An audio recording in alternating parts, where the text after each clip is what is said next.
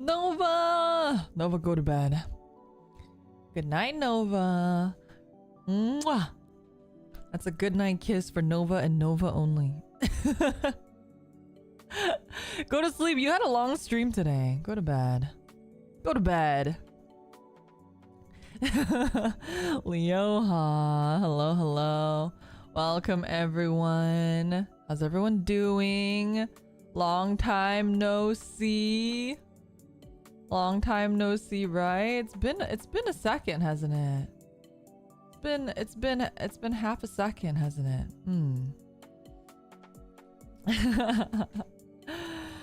Oh, when was our last stream? Was it on Friday? It was Friday. I guess that wasn't that long ago. Why does it feel like it's been so long?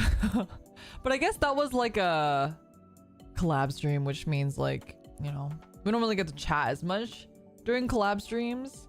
If I get another one, I'll go Nini. Okay. Nova's so spoiled. My spoiled wife. What will I do with you? Go to bed. Go to bed, Nova. Mwah. You just had lunch. Did you manage to catch the first episode of Kamen Rider Gotchard? I have not, because I haven't finished Geats yet. I probably should, though. And, I did watch... The thing I did watch, though, I did watch Kamen Rider Black Sun, which was fucking crazy, but I was not expecting that. Yeah, go to bed, Nova. Thank you for stopping by, though. I love you. Go Ninis. Get some good sleep. Black Sun was crazy. That first episode, like, actually, I was like the entire time, I was like, and like my roommate she hasn't seen a lot of Kamen Rider, honestly. I love you. No, I love you the most. Nini's Nova. Everyone say goodnight to Nova. Everyone go tuck the baby gecko into her little bed. Everyone wish her a good night. I have some takoyaki chips. Takoyaki flavored chips. I'm eating them. Also, the reason why I have a melon soda and a whiskey on my table is because I have a Midori sour. I wanted to signify that I had alcohol, but it's a Midori sour, so I was like, oh, it kind of looks like melon soda, and it's like melon flavored, and it has a little maraschino cherry in it, so I was like, oh, it's basically a melon soda. So I wanted to put both on my table. So that's why I have both. But my roommate's friend is over, and he made us some drinks. So this is my second Midori sour today. So that's why that's there. Yeah, and I'm having some takoyaki balls, chips. Not real takoyaki. They're like chips. No, why? No, because my roommate's friend made us drinks. Normally I'd have wine, but it's also much cooler because it's like iced. So that's kind of nice. Because the only thing about wine is that it's like room temperature, right? Are they round at all, or did you just want to say the word ball? What the fuck do you take me for? Huh? They're round. They're round. They're round. They're like little puffs. They taste like takoyaki, okay? What do you mean? Did you just want to say the word ball? What's wrong with you? Okay, well, give me a second to have a little bit of a snack before I start like actually talking. It's been a heck of a weekend. So I have quite some stories to tell. I have quite a lot of stories to tell, actually. And then I have to tell you guys my strip club story because I promised. And then I also have to read super chats from Friday. So don't let me forget. That's like our agenda for today, right? So that's gonna be what we're chatting about. But also like, you gotta say it in scientific terms. Takoyaki testicles? Is that what you want me to say? You want me to say takoyaki testicles? Is that what you want? It's not that deep, chat.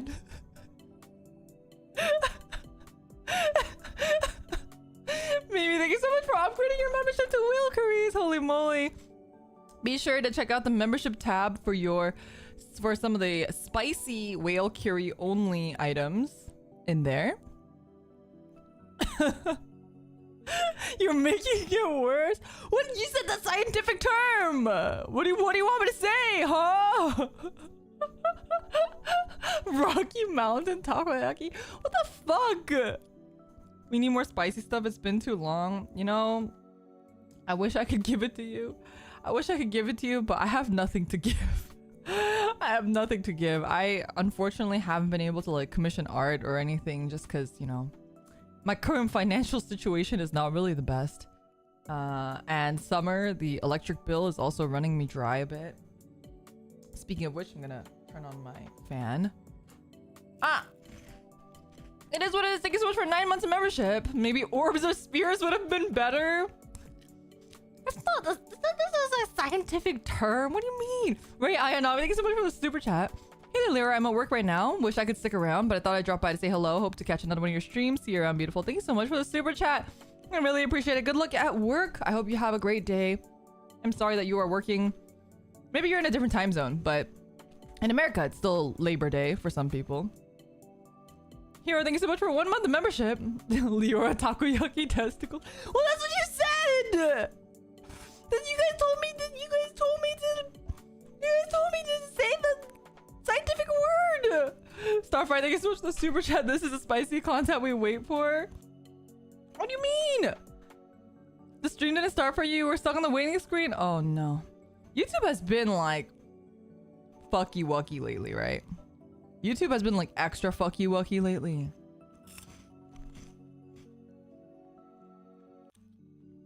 Not the taco nutty. The taco D's.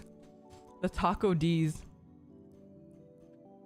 She's putting words in our mouth. What the fuck? You're putting words in my mouth. What do you mean? I don't know. YouTube has been weird lately. If you guys were on Mita's stream earlier, you would have seen or heard. There have been a lot of issues here. You're new here. Welcome. I'm sorry. I'm sorry if you're new here. I'm sorry that this is the first this had to be your first experience, your first, what do you call it, exposure. We got introduced to the new 3-day gift membership cooldown for new accounts. Yeah, I didn't really understand what was going on with that. Very strange. Can't say because uni starts tomorrow and I need to do stuff in the morning before I go. Just want to say a quick hello. Thank you for stopping by. I hope you have a wonderful first day of school. Man, if I could redo school again, I would tell myself. I don't know if I'd do it, but I'd tell myself, Leora, you should talk to people. That's what I'd tell myself. Would I do it? I don't think so. Would anything change? Probably not. But that's what I would tell myself if I could go back in time. Try talking to people. Try making some friends. You fucking loser. That's what I would tell myself. So anyway, I hope your university experience is better than mine. I hope you get to make some friends. I hope you get to meet people. I hope you enjoy. Please don't try to peak in high school. All right, well, that's what we're going to talk about a little bit today. We're going to talk a little bit about that today because the wedding that I went to was a high school friend. Jay Money, thank you so much for the super chat. Hey, Leora, I'm going to be starting my new teaching job tomorrow. We'll try to lurk catch streams whenever I can. I hope you have a great day. Have a wonderful first day of work / school tomorrow. I wish you the best of luck. Teaching is such a noble profession. So I hope you enjoy and I hope you have a really great first day. I hope your kids are not crazy. And I hope you, I hope you thrive and love your job because teaching is really awesome. So congrats on the first day as well. You had high school friends? Okay, wait, here's where the story goes. Let me tell my fucking story, chat. Stop trying to tell my story for me. Huh? Let me eat my fucking takoyaki testicles first.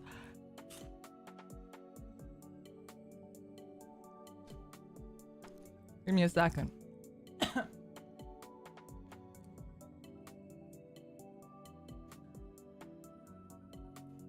Let me have some more of this Midori sour. Okay.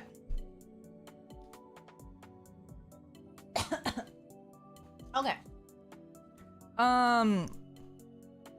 So I'm gonna tell you my story about this wedding. So this wedding was it was pretty far, right? So I had to, like I said, I had to drive out quite a bit, and that's kind of why I was out all weekend.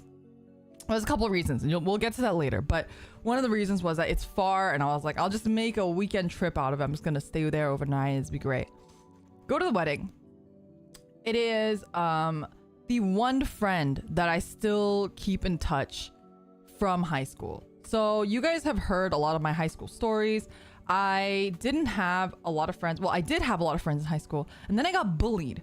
And then so because I got bullied, the girl that bullied me told all the other girls in our grade basically to like not talk to me, right? And to like not be friends with me or whatever, right? So thank you so much for the raid.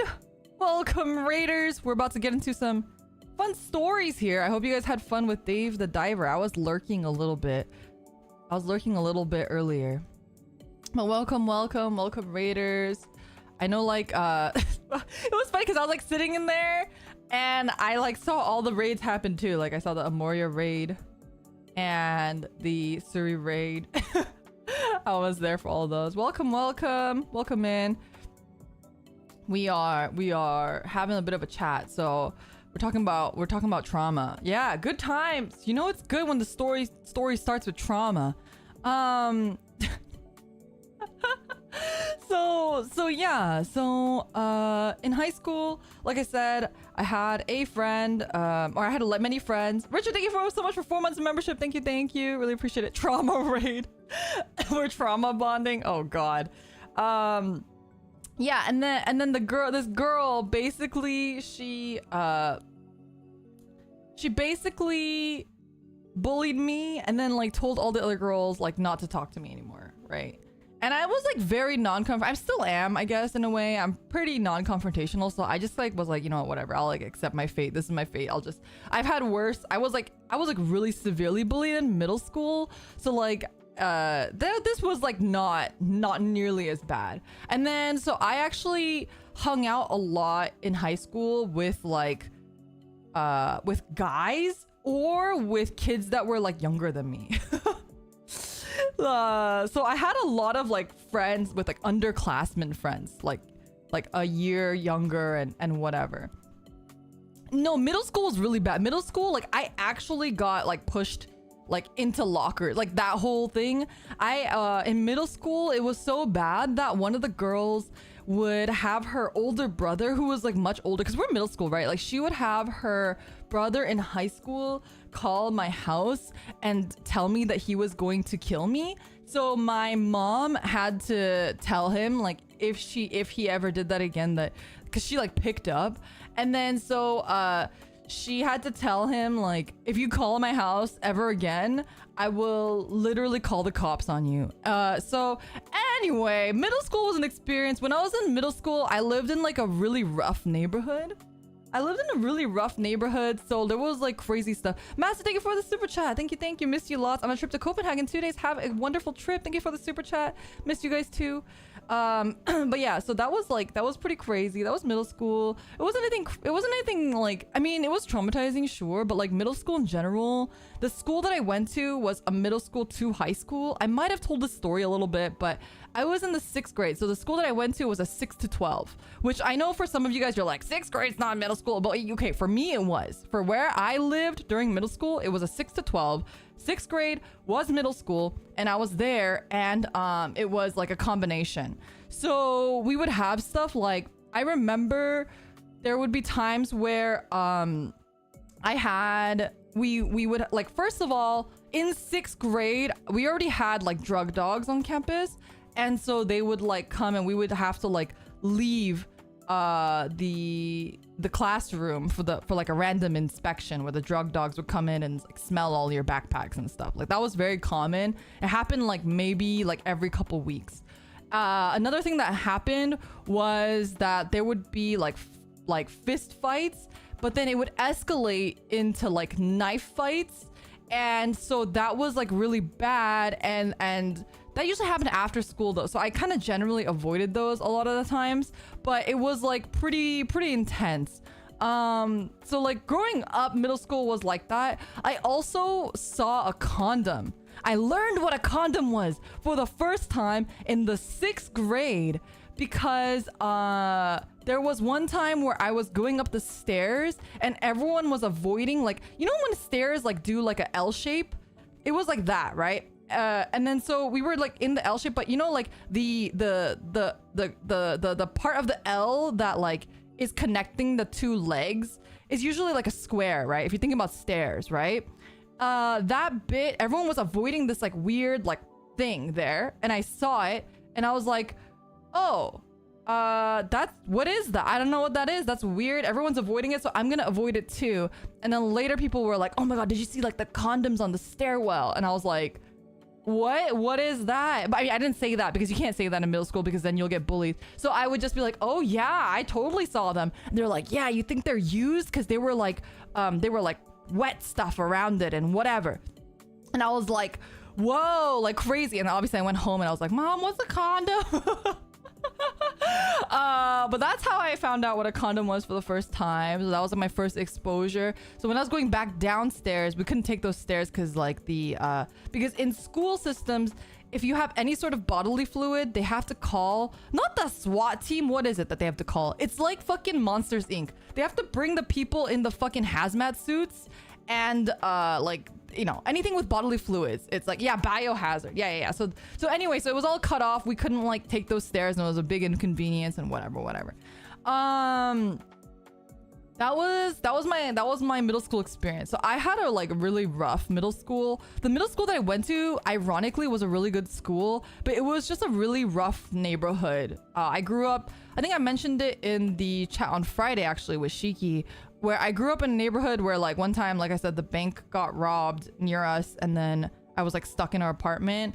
My dad has been like stuck up before, like with a gun in the middle of the street. Like that was like just normal. That was my very normal middle school experience. Like my dad would come home with no cash because he got stuck up that day. And like it's one of those things where like, God, my dad was like fucking crazy though.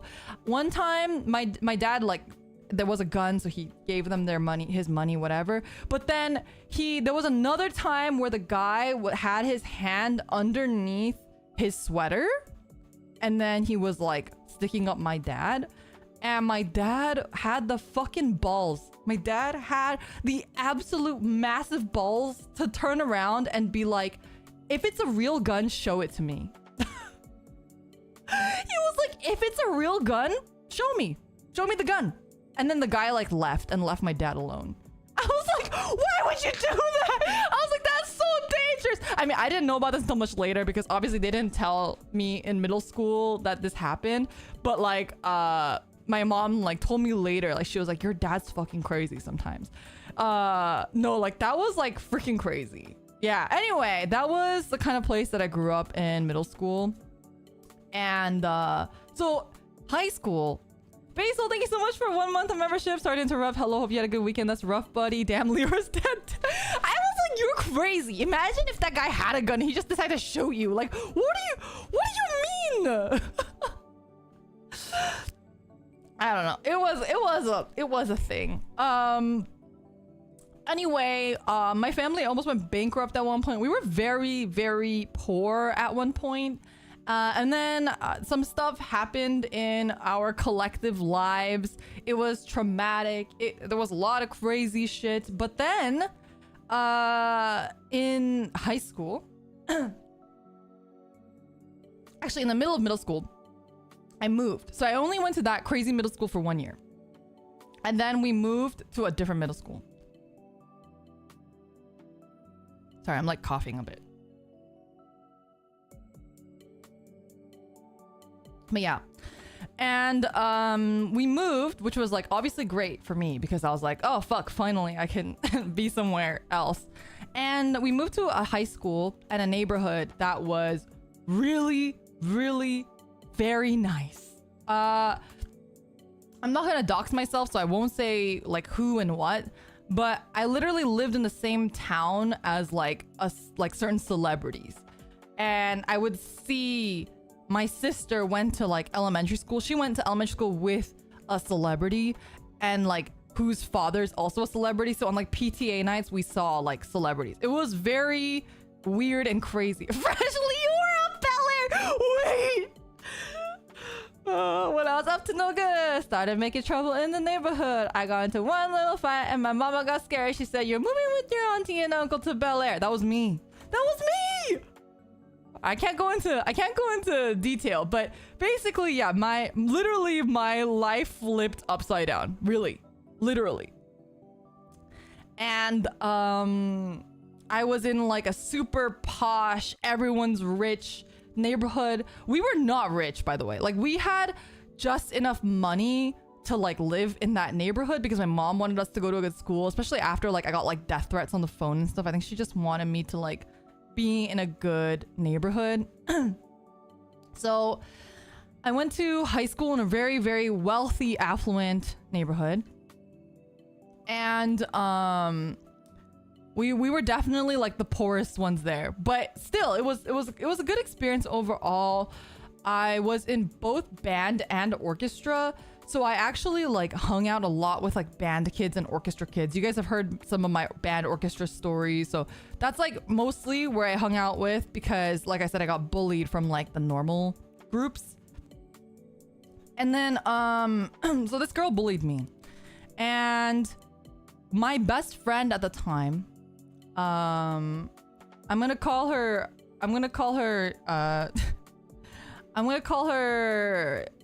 Tifa. Tifa pal. Like Tifa from Final Fantasy. Tifa pal. So Tifa pal and I were best friends. She's like the one that really, without her in my life, I would not be the same person. She was wealthy and I was not, but she, first of all, didn't care. And then two, she is the one that really introduced me to a lot of stuff. She's the one that introduced me to Final Fantasy. I mean, I had played Final Fantasy Tactics prior to this and a bit of Crystal Chronicles, but I hadn't had a PlayStation 2 prior to meeting her. And like, she was the reason why I got like a PlayStation 2. She lent me Kingdom Hearts 1 and 2. Like, that's how I got into Kingdom Hearts. She introduced me to like pirating websites for anime. So Tifa was the one that like told me about like Naruto and stuff, and that's how I got into Naruto. And she told me about like conventions and like cosplay and all that stuff. So I met like so many things through like her, and I learned about so many things through her. I learned about Gintama, I learned about Bleach. Like, we like watched a lot of anime together and we were very, very close. We played Maple Story together, all this stuff. And then that girl, what do we want to call her?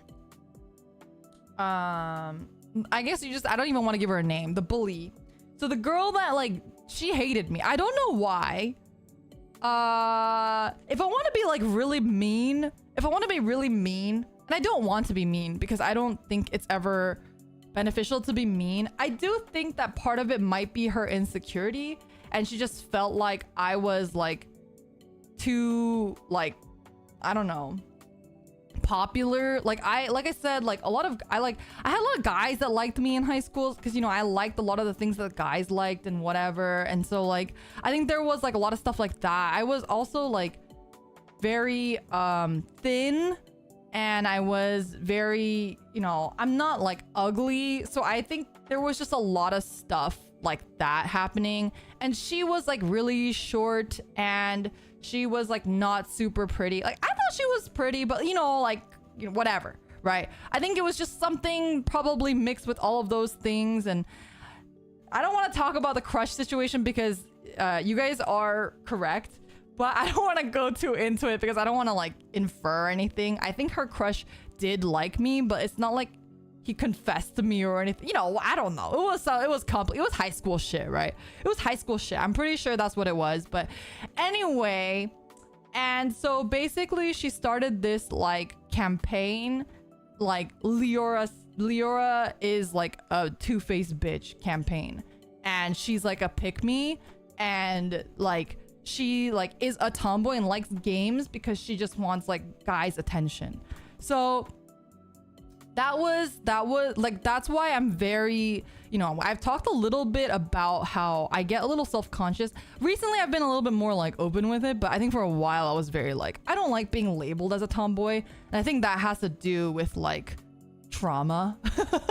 But anyway, so she kind of would say stuff like that about me. Anyway, Tifa did I get in a fight? No, I was very like non-confrontational, so I just kind of like accepted it, right? Like I just accepted it. No, don't be sorry, no, it's never pissed me off. I think for a while I was a little bit like, I just didn't want to accept that as a label, but I think I felt a lot more comfortable once I've kind of accepted like that's just who I am and that's how people perceive me, and that's like fine. Like, I'm okay with that. I'm okay with people calling me a tomboy. That's like totally fine now. But I think for a while I had a hard time coming to grips with that because I just didn't want to be perceived as someone like that, you know? Anyway, and so because of that, Tifa also stopped talking to me, and I don't blame her at all. I don't blame her at all. I really don't, because I think for her it was very much like a eat or be eaten sort of situation, right? So I think she was just trying to survive, and so she stopped talking to me, but we never like argued or anything about that. Like, it was just like I accepted it. I was like, you know what, that's fine, I'm happy, like you can have your friends like that. I'm okay with whatever, like I don't care, I'm just gonna do my own thing. And I did my own thing. And then we graduated high school, and then Tifa and I kind of reconnected because we were both sort of in the anime scene, and she apologized to me, and you know, I apologized to her too, because I felt like I never, you know, if you're really friends, you should kind of talk to them, right? Like, you have to be like, hey, why are you not talking to me? But I didn't do that with her. I just was like, all right, whatever, fuck you too. Like, you can go hang out with, you know, like I never had a conversation with her, right? And I'm not saying that that's entirely my fault, but that is, I think there could have been something, right? If I had the courage to just talk to her, I think it could have resolved itself, but I didn't. And that's something that I've learned, you know, as you get older. It's hard. Being confrontational is hard. It's hard to talk about things that are not good. It's just not an easy place to be, right? Anyway, so we became friends again. And in high school, like, your head is just in like the wrong place and all this stuff. Anyway, we became friends again, like when we were in college. We were never as close as we were in high school, but you know, we were still friends and we hung out. And so when she was getting married, she invited me to her wedding, and I was like, yeah, of course I'll be there, like, you know, whatever. But then she was like, hey, Leora, I have to tell you something, and I'm really sorry, but your high school bully is gonna be at the wedding. She said I didn't want to invite her, but my mom actually ran into her at the supermarket, and they happened to chat, and my mom invited her to the wedding, and I didn't have it in me to uninvite her, so she's gonna be at the wedding. so that was my Saturday.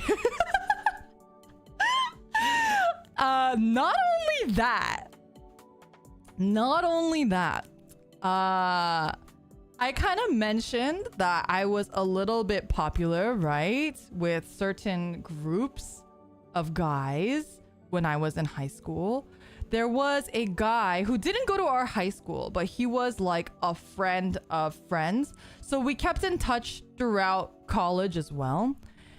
He had a girlfriend, but he was like the leader of like a friend group that I really wanted to be in. And so he would hit on me constantly. And I kind of was like, I never said like outrightly no, which is also my fault, but I was like really fresh out of high school, right? So I'm like also just trying to live and be a part of a group. I've just been bullied. I'm trying to fit in. I'm like doing whatever. And so he would flirt with me online, and I would kind of just take it. Like, I wouldn't say no, and then I wouldn't like reciprocate, but I wouldn't say no, right? But then he took that as like an invitation. By the way, I already mentioned this, but this man has a girlfriend. He took this as an invitation. One day we're hanging out, and he holds my hand and tries to like go in for something more. And at that point, I was like, no. Like, no. You have a girlfriend who I am also friends with, by the way. Like, I am friends with your girlfriend. We are in the same friend group.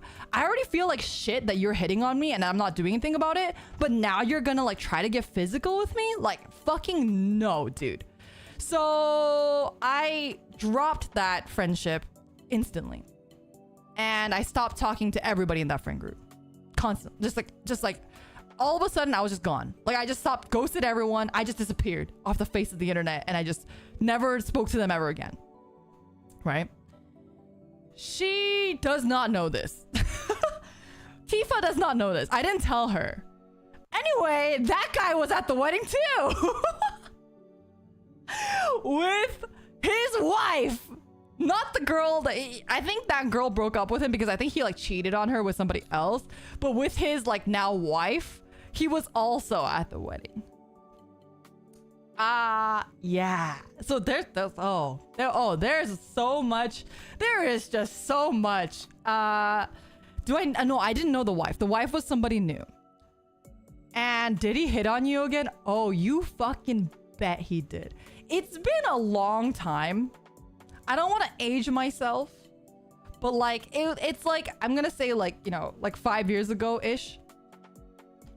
It's been like 5 years since I've seen him, and he like did the thing where like we're chatting and he like, you know, you hug because everyone is like friends or, you know, whatever. Like, it's like an American greeting. You hug everyone, right? We're getting huggy. Everyone's hugging. And then he hugs me, but he does. And I was so fucking disgusted. I was like, bro, I am like ready to leave. Like, I need to leave. I love Tifa, but I am ready to leave. You don't hug. Okay, well, in my friend group communities, we all hug, right? We all hug. So we were hugging and we're like, oh my God. Like, you know, I'm trying to just be nice. Like, I don't want to cause drama. I don't fucking care about these people. I feel like I'm doing better than them anyway. Like, I'm happy with where I am in my life, and I don't need the affirmation of these people. So I don't like, you know, nothing. Like, I don't need anything from these people. I don't want anything to do with any of these people. I don't want, you know, any of these things. So I'm just being cordial, right? I'm just being cordial, and I'm like just trying to have a good time. It's my friend's wedding. I'm happy for her. I want to celebrate her.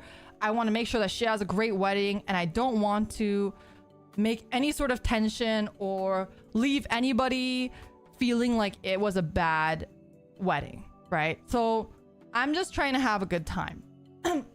So after talking to these people that I don't like, I'm like, okay, I'm just gonna leave early because I love my friend, and that's fine.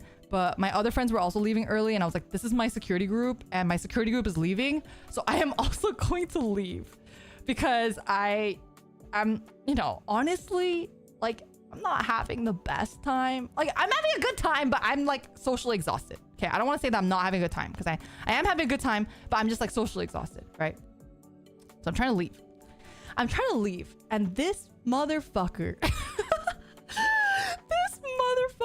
this guy, the guy that I was just talking about earlier, he comes up to me, and I was like, oh, I'm leaving. Like, see you later. Bye. It was good seeing you. Nice catching up. He like does a thing where he like puts his arm around my like waist to talk to me or like to side hug me, but he doesn't let go. Because normally you do that and then you let go. He doesn't let go. And then he keeps like squeezing or like rubbing, and I'm like, bro. So I keep trying to like take a step back and just like smiling and nodding, but like taking a step back. But he keeps like pushing himself close to me in front of his fucking wife. And then he literally tells me, he goes like, oh, we're never gonna he literally says, I was like, oh, I'll see you next time. You know, I said something like that. And he goes like, oh, we'll never see each other again because you're too cool for me now. He says that to me. And I literally looked at him. I was like, no, we'll definitely see each other. Like, don't worry. Like, I heard you're at this and this place now, so I'm sure we'll run into each other. And then he's just like, nah, you're too cool for me. Like, look at you. Like, you're even hotter than you were 5 years ago. Like, and look at me. I'm like, bro, like, please. Like, please let me go. Like, I just want to go home. I just want to go home. Like, I don't want to. Let me go.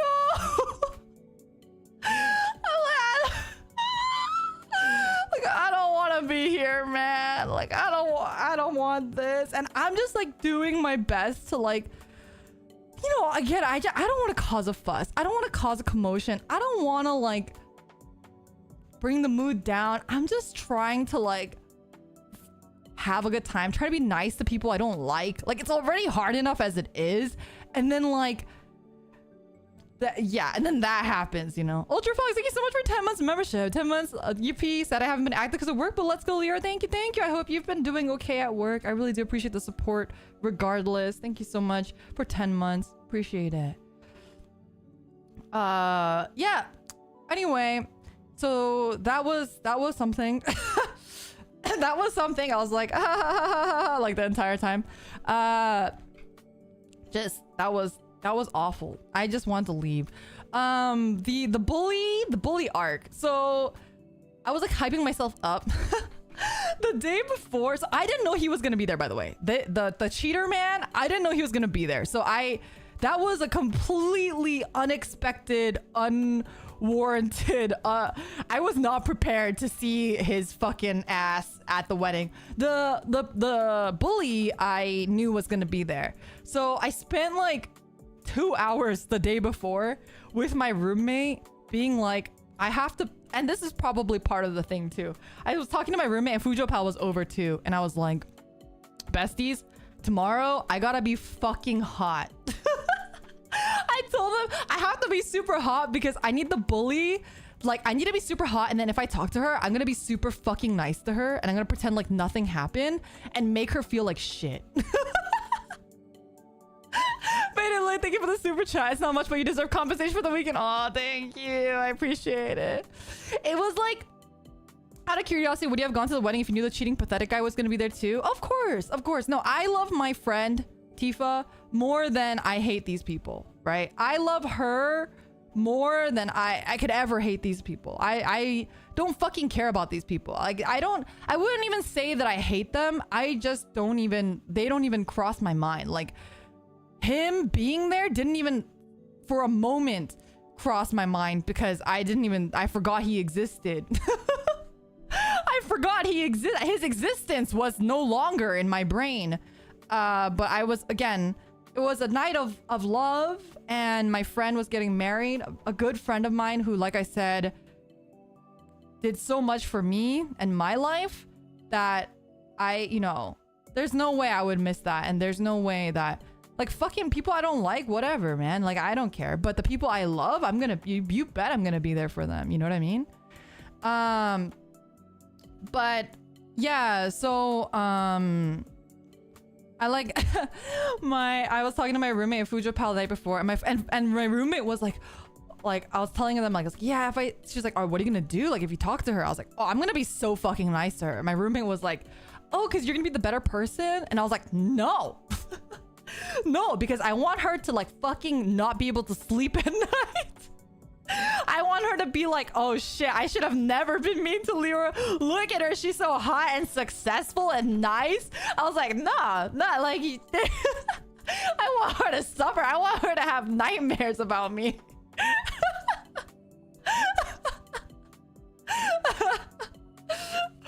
So, that was yeah, I want to literally be the be careful of who you make fun of in high school meme. Like, I'll be fucking successful as shit, and I'm gonna be so hot and like so nice. Like, she's gonna regret ever making fun of me.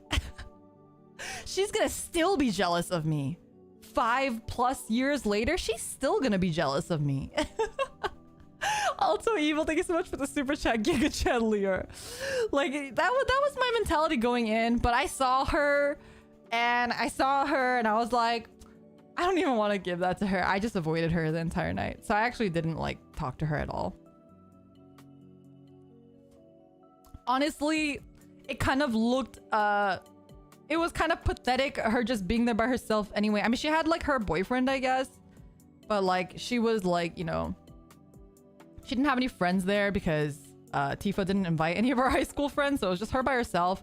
I was surrounded by all of my friends, my support group, you know, all of like my other close friends, and we were like having a good time. I'm like, yeah, not even worth like my fucking effort. Not even worth my effort or time or energy to like talk to her. So I was just vibing until the end when that fucking weirdo guy tried to talk to me. That was a whole thing. Did you talk to her? No, I didn't talk to her at all. Nah. Was your mom at the wedding? No, but I took photos for my mom because my mom obviously like really likes my high school friends and stuff like that too. And was like always like, oh, like, you know, I hope you know Tifa's doing well and stuff like that. So my mom was very excited to see wedding photos of Tifa and stuff like that. So yeah.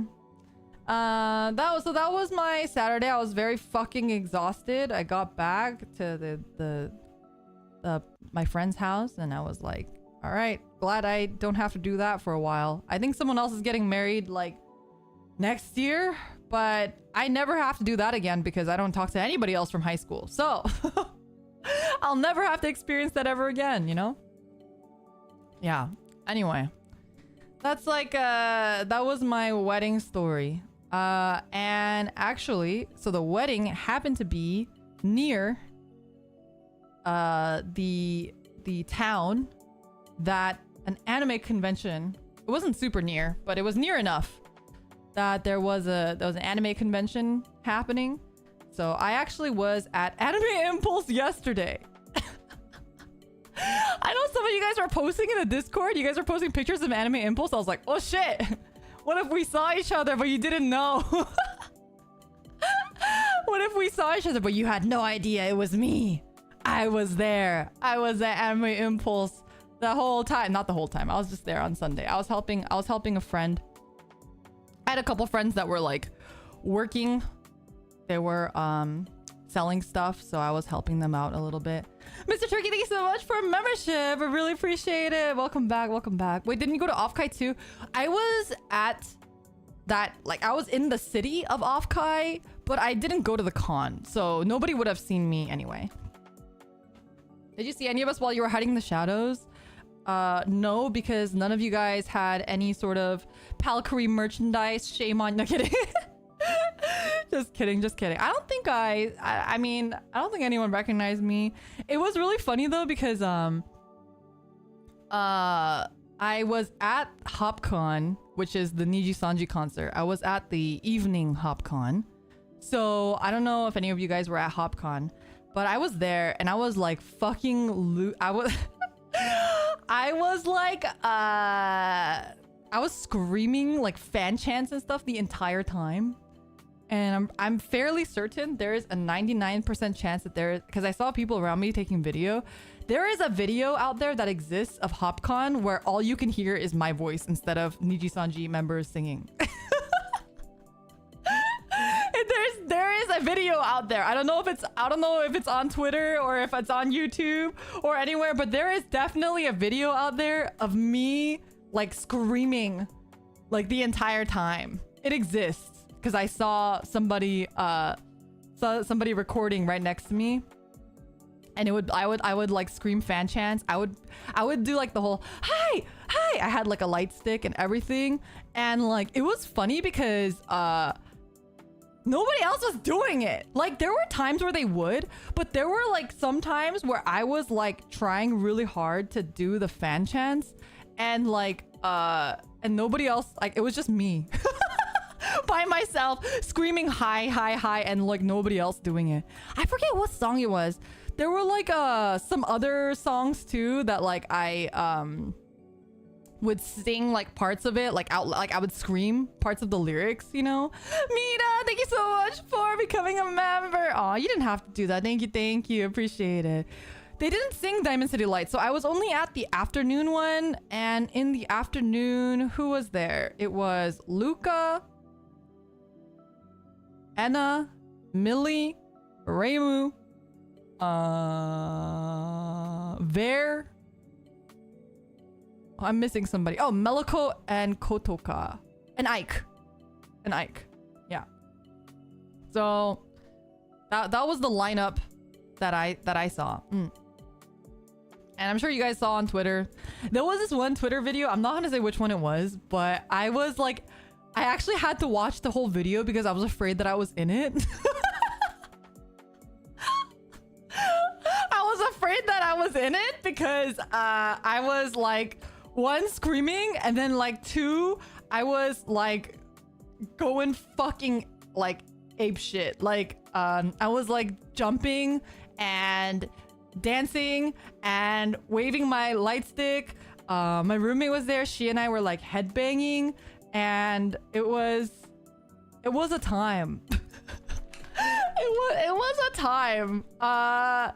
We went fucking nuts. I was doing like the whole like wotage dances and stuff with the light sticks, and my other friends that were there were also like, they were like, oh my god, Leora is giving us the real idol experience.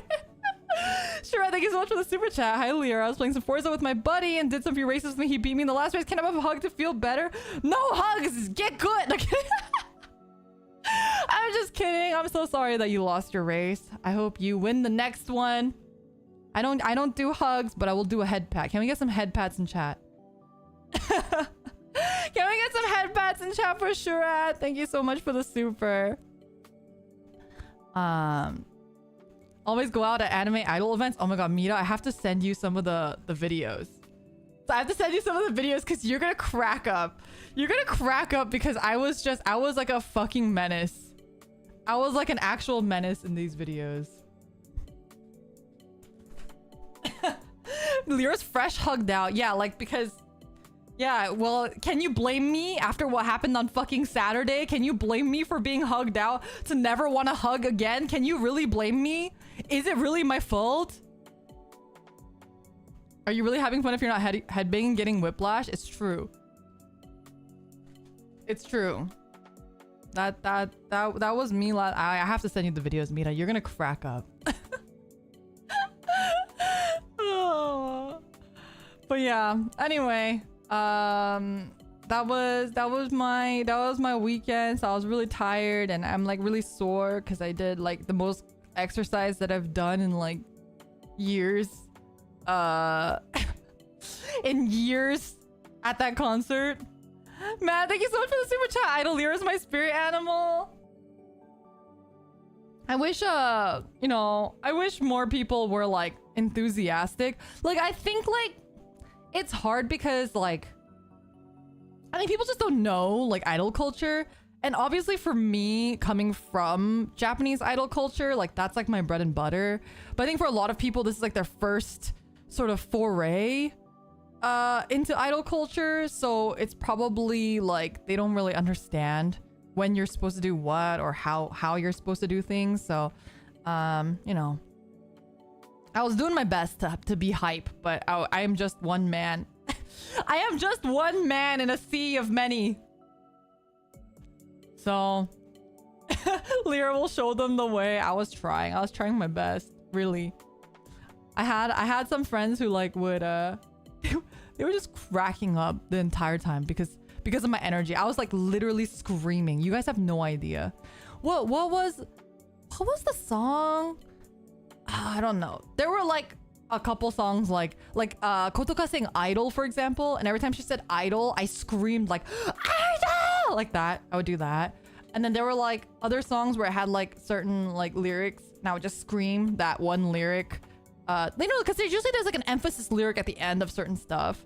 So I would do that. Yeah, I had a light stick. I was going ham with the light stick too. He went to an idol concert once but got kicked out. Apparently things like circle pits and walls of death are frowned upon at those shows. I think it like depends on the type of concert that you go to, and it depends on the type of venue you go to, and like if it's like a Japanese idol versus like a Korean idol versus like an American idol, you know, etc. And like you know, I think you have to be culturally appropriate. I mean, like culture meaning not like a race culture, not like Korean or Japanese. I mean culturally to that type of music appropriate, because each music type has kind of its own culture with like how the fans interact and what they're allowed to do or what they are supposed to do. So that, you know, it's kind of hard. The alt idols are really great. Oh my god, I was so hyped because I am a really big iLife fan. I know you guys know that. And I'm also a big Hololive fan, and Hololive sang an iLife song recently and I was losing my mind. One of my favorite iLife songs too that I've recommended. Actually, I've recommended it before in my idol showcase that I do on Twitter that I don't think any of you guys actually I don't think any of you guys actually care that much about, but if I have introduced you to any idols through that, I hope you know, I hope you really like them and whatnot. In any concert but idol VTuber concert, I would hate standing next to Lear. What do you mean? I'm being hype. I'm bringing the hype, okay? And I promise you that the artists probably prefer people like me than people who just stand there quietly, okay? Yeah, you want to listen to them sing? Go watch the DVD. Go watch a DVD. You know, you gotta be, if you're at the concert, you gotta be hype as fuck. You gotta get in there. The whole point of a concert is to like enjoy, right? It's a full body experience. That's why like concerts, they'll be like, sing along if you know the lyrics. You gotta sing along, you know? Are you sure you weren't so hyped that you didn't accidentally hit people while hyping? No. I had a little zone. I created a zone for myself, you know, and then DVD, that's like so 2004. Shut up! Okay, I'm used to idol culture, Japanese idol culture. They still have DVDs, okay? Go wild but tastefully. Yes, of course. You gotta just, again, adhere to the like music culture, whatever the culture is. For that type of music genre, right? Because each music genre has their own like fan culture, right? So you gotta adhere to that. Niji En isn't idol culture though. Their concerts are. Their concerts still are. All of their original songs too are very based in idol culture as well. So I don't think it's weird. I mean, the fact that Pomu created like Wotage for Diamond City Lights and stuff, I think proves that it should be idol culture in terms of the way you treat their concerts. Manasa, thank you so much for 4 months of membership. The hype zone is critical. It is the boogie woogie zone, as Mita would say. Mita, I will parentheses Mita TM, Mita Osita TM. The fact that people know what Wotage is now because of DLC is amazing. I totally agree. Or DCL. I keep saying DLC. Diamond City Lights.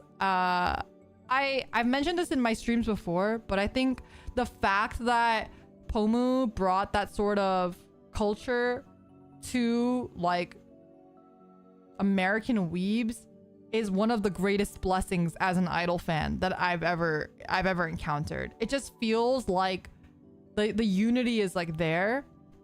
And I think I mentioned it before, but also like the fan chants that she used, she didn't make up, by the way. Like those fan chants exist for all idols. So like that line is used in every idol song almost every idol song has it. So it's a universal thing that you can chant. So now that you know it once, you can use it at any idol concert. You can kind of like see when other fans are doing it. So it's like really cool to like be able to now just know it, right? Shadowbow, thank you so much for 9 months of membership. You had your first idol concert at Hollow Connect this year. The idol concert experience hype. Oh man, did they do the fan chants and stuff at Hollow Connect too? It's like soccer chants for weebs. Yeah, exactly. the only time you shouldn't do wotage is on Love Live concerts. I thought Love Live had their own wotage, no? Doesn't Love Live have their own specific wotage? Are you not allowed to do them? I've never been to a Love Live concert, so I don't know. Someone who shares my knowledge. Mita and I are, oh my god. You guys, by the way, this week there might be an announcement regarding the podcast, so keep your eyes open. Mita and I have so much in common. It's pretty insane. So they do have specific song chants, but the generic taiga chants are frowned upon. Oh, gotcha. Yeah, no, of course. So every idol song in general, by the way, has like when you're supposed to do what chant, and it's like very like spelled out for you. So you're not supposed to do a chant that you're not supposed to do, right? I don't know how else to say that, but like in a certain spot, there's like a chant that you're supposed to do during that time, right? I used to really love all the Denpagumi chants, so I learned a lot of those. I don't know if I would remember them anymore. I'm trying to remember. There was like the old chants. It's kind of sad because like the member names are all different now too, right? So for the old Denpagumi stuff, the chants that I knew were very different. So, just idol things. So Fujapal was talking to me. Her Oshi graduated very recently, her VTuber Oshi, and it was her first experience with graduation. And we were kind of talking about graduation, and she was kind of saying that she's kind of afraid to like have a new Oshi since her previous Oshi graduated, and it was like her first time experiencing it. And she kind of was like, yeah, like it feels like, you know, I just don't want to like it feels weird. Like, I don't know if I want to continue supporting them as an indie or like what, you know. And I was kind of like, it's hard, but also it's kind of funny because like me coming from idol culture, it's something that we're like really used to. That's just the norm in idol culture. We've been conditioned since you've ever started idols. There's so many graduations all the time, and that's just part of the life cycle of idols. And I think that like VTubers have a much longer life cycle than idols do. Because I don't want to get like too in the nitty-gritty of this, but in a way there is a bit of it that is like to do with age, right? So in idol world, usually you can only be an idol up until you're about 25 years old. Idols usually start pretty young in Japan. So a lot of them will debut at like 13 or something. And then if they have a long career, they will graduate at 25 because now they're too old. I don't really like this terminology, but there is something like called like the Christmas cake. I don't know what you want to call it, syndrome, theory, whatever you want to say. It's like one of those things where a Christmas cake is no good after the 25th. So if you're a Christmas cake and you're an idol, that means that you're older than 25. So now you are not suitable to be a idol anymore. The thing that is different about VTubers is one, the VTuber community, I guess, is much younger. Or the VTuber industry. There we go. That's the word I'm looking for. The VTuber industry is younger. So we haven't started. It hasn't been that long since we started, right? And then the second thing, so a lot of people haven't even reached their like 10-year mark, or, you know, obviously that's a really long time. Some people haven't even reached a 5-year mark, right? So there's that. Second of all, we don't know what anyone's actual age is, right?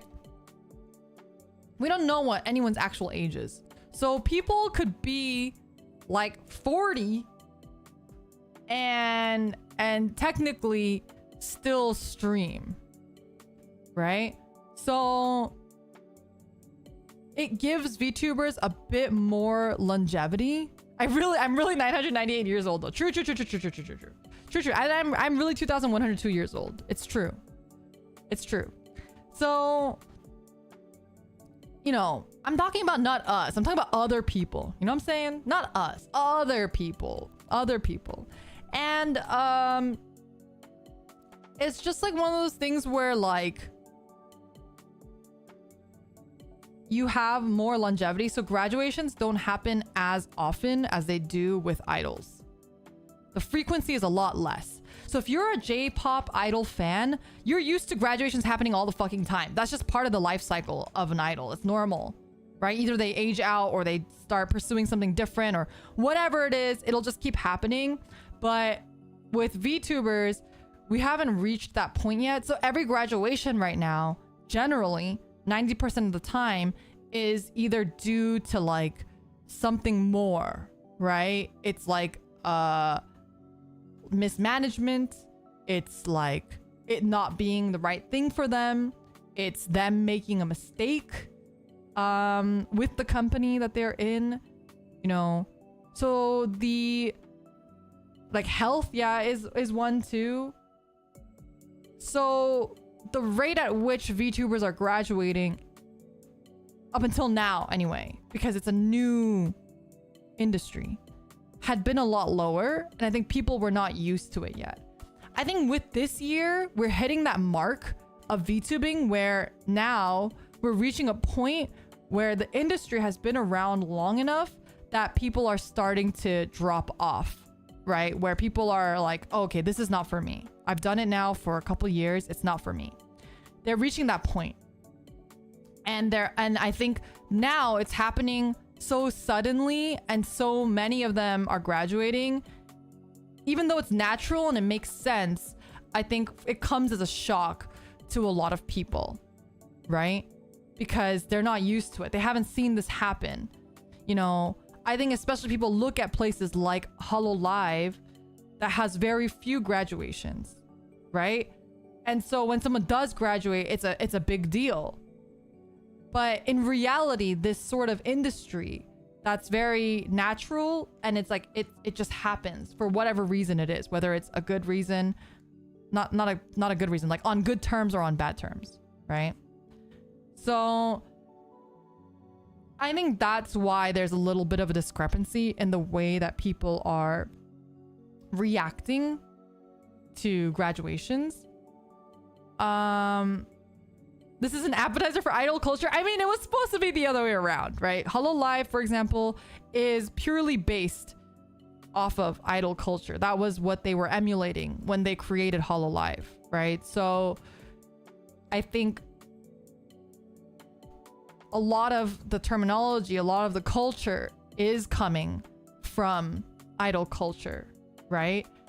I know a lot of people like to say like, oh yeah, like people joke, like the joke is like, oh yeah, Yago wanted idols, but he got comedians. But you guys don't understand that also idols are comedians. Like actual idols are also like that. And they have to be, because in J-pop, and this is where J-pop and K-pop are very different. J-pop has always been this way, where you are an entertainer. You're not getting hired to sing and dance. That's just part of your entertainment business. It's very different than K-pop. K-pop, you are hired to dance and sing, right? You don't have to be an entertaining person. But with J-pop, it's always been that way, that you have to be an entertaining person before you are a singer and a dancer. So I think a lot of people don't really understand actually the core of the culture that Hololive was trying to emulate. Because Morning Musume, if you listen to their old songs, were like all joke songs. They were like, they were a joke group. Like Morning Musume's entire thing was like a joke group. Their whole thing was like, we're a group of comedians that happen to sing comedic songs even. Like Hyokori Hyotanjima, that song that song's like a fucking, like, that's not like a real song. That's not a real song. There's like a bunch of songs where they just talk about how weird they are, how like quirky they are. They do a lot of like segments. A lot of like being an idol is not so much about like singing and dancing, but about being on variety TV, being on television, being funny on like in a group setting. Like those are the things where idols are actually, you know, that's what they got to do, right? That's part of the job. And I think a lot of people, especially in the West, think about idols and they go, oh, like the Backstreet Boys, like Destiny's Child, or now they're like K-pop, BTS. Like those people are singers first and entertainers second. But in Japan, it's not like that. It's always been entertainer first and singer second, right? So I think there is a bit of a disconnect in terms of the general public's understanding of idol culture. Anyway, this kind of circles back to like graduations, right? Graduations are really sad, but I also want people to know that 99% of the time, the choice of graduation is on the person graduating. And that sucks to hear. And it sucks to say that. But I would say 99% of the time, whether it's because they're unhappy with management, whether it's because they're unhappy with their life, whether it's because they're unhappy with what their financial situation is, it could be a lot of things, right? There's a lot of reasons why people might want to graduate. I don't think it's really helpful to like speculate on why, but know that like but I think it's better to like try to see it in the perspective of like this is because they like, again, 99% of the time, right? 99% of the time. So it's better to like not speculate, and it's better to think about it as like a way. It's like they're doing this for themselves. Like they're doing this because they believe that doing this will better their life, right? So it's a good thing. They're moving on to something in their minds that are better. Whether that's true or not, that's not our place to judge that. But if somebody graduates and they're doing it usually 99% of the time because they feel like that is a better option for them. The only times that I would say that that's like obvious, I mean, but you guys are smart. You guys know, like obviously that's not true in certain aspects because they're just forced to leave, or like the company dissolves, you know, all those things. Of course, there's like a lot of exceptions like that, right? But I mean, just in general, I think it's a very positive outlook, but I think that's what you have to say and you have to think, because otherwise you'll just be miserable. You'll be miserable. You being miserable is not going to make your Oshi happier. You know, I think also there's like just things that are so nuanced that you will never understand. It might not just be one thing. It might be just an amalgamation of many things that cause them to graduate. A little bit of health issues, a little bit of mismanagement, a little bit of burnout, a little bit of this, a little bit of that. It's not ever just like, I mean, sometimes it is, but most of the time, if they are leaving on their own terms, it's usually there is like a compounding thing that caused them to leave, right? And I know some people are like, oh, that's why I don't like support my Oshis, or like that's why I don't super chat, that's why I don't buy merch, because then like if they graduate, like I have all this shit now. I'm like, what do you like? I mean, I guess, but also like in my perspective, it's like, and this is just how I like approach life in general. Any time that I make a decision, I try to think about like, does this make me happy right now? Yes or no? And if it made you happy in that time, even if it doesn't make you happy anymore, yeah, you can get rid of it, but you shouldn't regret, because at one point in your life that made you really happy, and that made you like, that gave you fulfillment, right? So I think it's if you start to regret every action in your life, you will just never be happy. Don't cry because it's over, smile because it happened. Yeah, exactly. Also, Evil, thank you so much for the super chat. I don't super chat because it's free. Shut up. It's not free, and you know that. But also, like, yeah, I would say you might even regret harder if you didn't do something. It's like one of those things where it's also like, maybe if you had done something and you had done something in the moment, like maybe it could have compounded if like 500 million people thought the same exact thing, then no one will ever be successful and all of your Oshis will graduate because they have to move on with their lives and get real jobs, right? Link, any sort of entertainment has like a shelf life for sure, right? And you have to understand that not everything is forever. And if you can't accept that, then maybe you should invest in like a pet rock or something. Maybe you should invest in like a pet rock. Yeah. You just don't want to like get into the headspace of like, you know, your nose, I have a pet rock. Wait, do you really? My pet rock left me. A turtle? Even turtles aren't forever. I mean, maybe certain turtles. Maybe if you get like a tortoise, if you have space for a tortoise. Tortoises are hard to keep though. Yeah. But anyway. You only live once, right? YOLO. And I do live by that. I mean, obviously you should live once responsibly.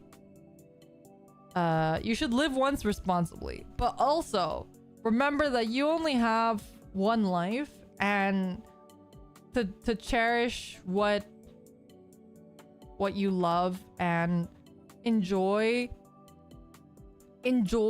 your like the things while you have them. And it's not YOLOR. Yeah, there you go. That's my new slogan, you guys. YOLOR. There you go. I'm trying to reincarnate to a fantasy world with OP powers. You know what? I would also like to reincarnate into a fantasy world with OP powers. All right, chat. YOLOR, right? What does the R stand for? For responsibly. You only live once responsibly. You know? So I don't know. I just like, obviously it's not easy, but hopefully that helps with the blow a little bit. 안녕하세요, 안녕하세요. Buy merch, play the strip game. Buy merch, play the strip game. Words to live by. But it's just like, you know, yeah, I was really sad when I saw my friend be really sad about the graduation and kind of say like that she just never wants to emotionally invest in another VTuber ever again because she was so hurt by it. I was like, you can't live like that. Like, you can't. That's like, and like, not to be parasocial, but that's like literally like saying like, oh, I'm gonna like never date again after my first breakup because what if I break up again? Like, you can't live like that, you know? You'll never find fulfillment or happiness if you live like that. Immortal in Flames, thank you so much for becoming a member. Thank you so much. I really appreciate it. Thank you. Thank you. Thank you for all the hearts in chat for the new members. I thought that and was scared of sounding parasocial. No, I mean, it's an analogy, right? I'm not saying that that's what it was. I'm saying it's an analogy. It's like, it's gonna be hard, and like, what if you find out the dating thing isn't for you? Well, then you just don't watch VTubers. That's fine too. But I think if the only reason is like you love VTubers, the only reason why you're not watching them is because you're afraid of them graduating, like, you will never find happiness if you do everything like that. You know what I'm saying? I decided to stop dating after my last relationship and now I feel attacked. You can't do that, you know? You can't, it's the world is a big place, right? You can, if your favorite player gets traded, you can still follow them. Oh my god, the sports ball. So, you know, what does parasocial even mean nowadays? It's definitely a buzzword. It just, like, I feel like I have to say it though, you know what I mean? It's one of those words that I just have to say. I have to say it, and I have to say don't be parasocial. I have to, because there are people who are crazy. Like, I can't afford to not say it. If I don't say it, the consequences are much more than if I say it, you know what I mean? How do you feel about the word cyber social? What does that even mean? Is that like when you have no friends in real life but only friends online or something? Graduation, retirement, trades, same thing. Lyra, do a touchdown. I touched the table. Does that count? Pie Duty Man, thank you so much for 6 months of membership. Time for actual free super. Steel hug from Lyra. YOLO. No! No hugs! Only had pets. I too like saying buzzwords. No, it's just like one of those things where I have to say it because otherwise there's gonna be some crazy person out there like, oh my god, Lyra's my girlfriend. Oh my god, Lyra, give me a hug. Oh my god, we are married. There's gonna be someone out there who says that, right? We're doing hugs here. You guys can hug each other. All right, why don't you guys do like a nice Palcary group hug? Go do a Palcary group hug. No hugs get good. Marriage in this economy. Congrats on your wedding. Shut up. She likes to watch the group hugs. Yeah, I'm like a beard. I just watch. Y'all smell. We're around and cute. Mita, thank you so much for the super chat. Oh my god. Haha, I'm allowed to hug senpai. It's true. Mita is allowed to hug me. Also, Evil, thank you so much for the super chat. Wait, Lyra isn't my Vanguard rival. See, you're being parasocial. Stop being parasocial. But Mita, don't super chat me. You're not allowed to super chat me until you... Have you bought a chair yet? Mita, have you bought a chair yet? I feel like when I first met Mita, she was sitting on a dog crate, and then she was like, I bought a chair, but it was like from a garage sale for like $2 or something. I was like, no, Mita, you need like a real chair. You need a real chair. You bought a chair for $2 from a... That doesn't count. It's still a chair. Oh, my poor kohais are all sitting on fucking garbage. You have Amoria sitting on her suitcase. I feel bad though. I feel like the suitcase is partially my fault. Amoria kind of mentioned it on her stream, but she hasn't been able to buy things properly in Korea right now. And so I've lived around Asia. I've mentioned it. So I have a bank account in Korea. So I've been buying stuff for her. She'll like send me a link and I'll buy stuff for her in Korea and send it to her house. But she asked for the chair.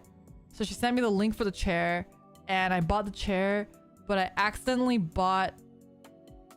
Well, she said white, and there were like 3 options for white chairs. So I picked the one that I thought she wanted, which is like weird because if you look at her screenshots, it looks the same, but I didn't double check if that one had like Prime shipping basically.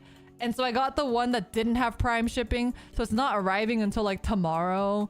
And Amoria like intentionally picked the one that had Prime shipping, so that was my bad.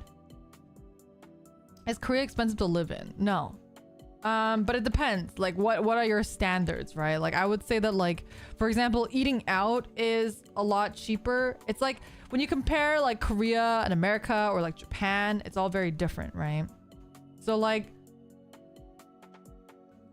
it's like eating outside is cheaper, yes, and then housing is cheaper, yes, but you're gonna be living in a shoebox, right? Like, you're not living in a 2-bedroom apartment. You're living in a studio that is very small, and you probably don't have a separate shower stall. And so your toilet just gets wet all the time, which is normal there. So you have stuff like that. I remember when I was living in my first shoebox apartment, and also, so the way that Korea works, Korea specifically, because you're asking me about Korea, not about Japan. In Korea, there is this thing called a key money. It's like a deposit, except the higher you put as a deposit, the less rent you have to pay. There's a big cultural rationale for why this is. To put it short, basically, the landlords can invest that money and the interest that they gain is usually more than the amount of rent that you would pay. So for example, a lot of places in Korea, if you put down like $100,000 in cash as a deposit, you can pay like no rent. And you'll get your $100,000 back when you move out. That's like the way that it works. But who the fuck has $100,000 in cash, right? So, for me, for example, the shoebox I lived in, I paid $10,000 deposit cash, and then I paid $500 a month. That was a really small apartment though. I didn't have a separate shower stall, and I believe it was like 6평, which is like, how much is 6평? That's like maybe 300 square feet. I couldn't fit a desk or a bed in there. So okay, there's a lot of, I know you guys have a lot of questions. You guys have a lot of questions, but so the $100,000 usually is for a 1-year contract. Whether your landlord asks you for more key money in a year, you know, that could depend. So some places will allow you to stay for $100,000 for a long time. Some places won't. It just depends on your landlord. Nowadays, I think you can't get away with $100,000. I think nowadays it's like minimum $200,000. They can ask for more. Yeah, well, just like you increase rent, right? It's the same concept. They can ask for more, and then if you can't afford it, then you move out and you go somewhere else. So you have like a yearly contract, or some places have 2-year contracts. Some people have like 3-year contracts, you know, whatever it is. So anyway, those are kind of like the different things that could happen. Insurance, you can get it insured, but most people don't.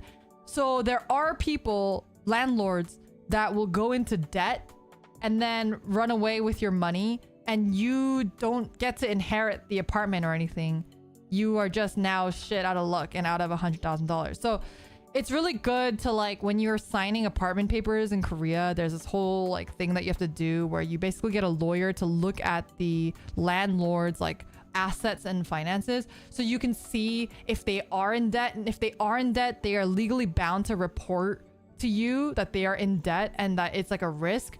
You can also potentially get your key money insured, but I think it's a pretty big hassle. I don't think I've ever heard of anybody doing it, but again, it's a cultural difference thing, right? So like that's just the norm there.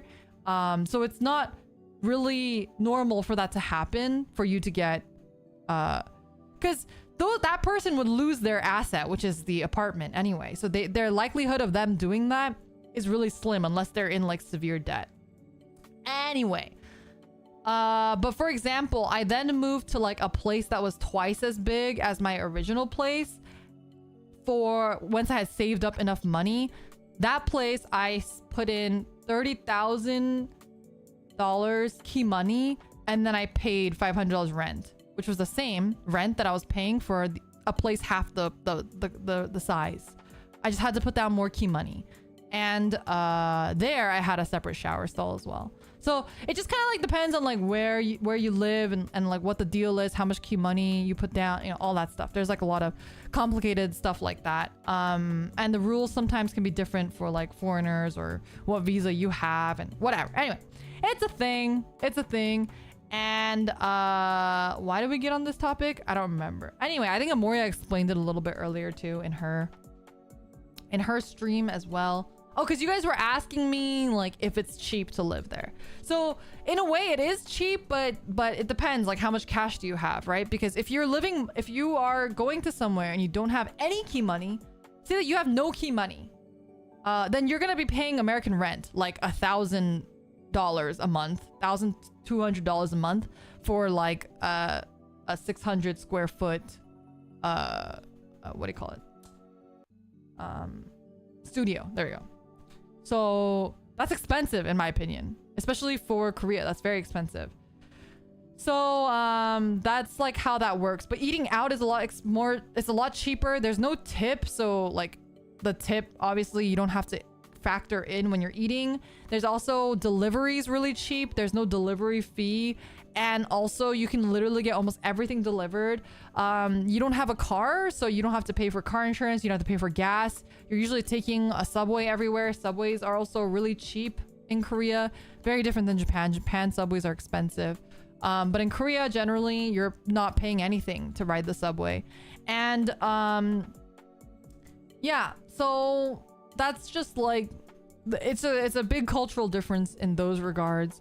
I would say certain things are cheaper there, certain things are more expensive. If you are a streamer, and I told this to Moria too, in Asia, Japan and Korea, it's really fucking hard to find a place that you will not hear your neighbors' every word. Like, I told this story to Moria, but there was one time I was living in one of my apartments in Korea, and the girl next door, something happened, and she was just like sobbing, and it was just hours on end, and it sounded like a drama.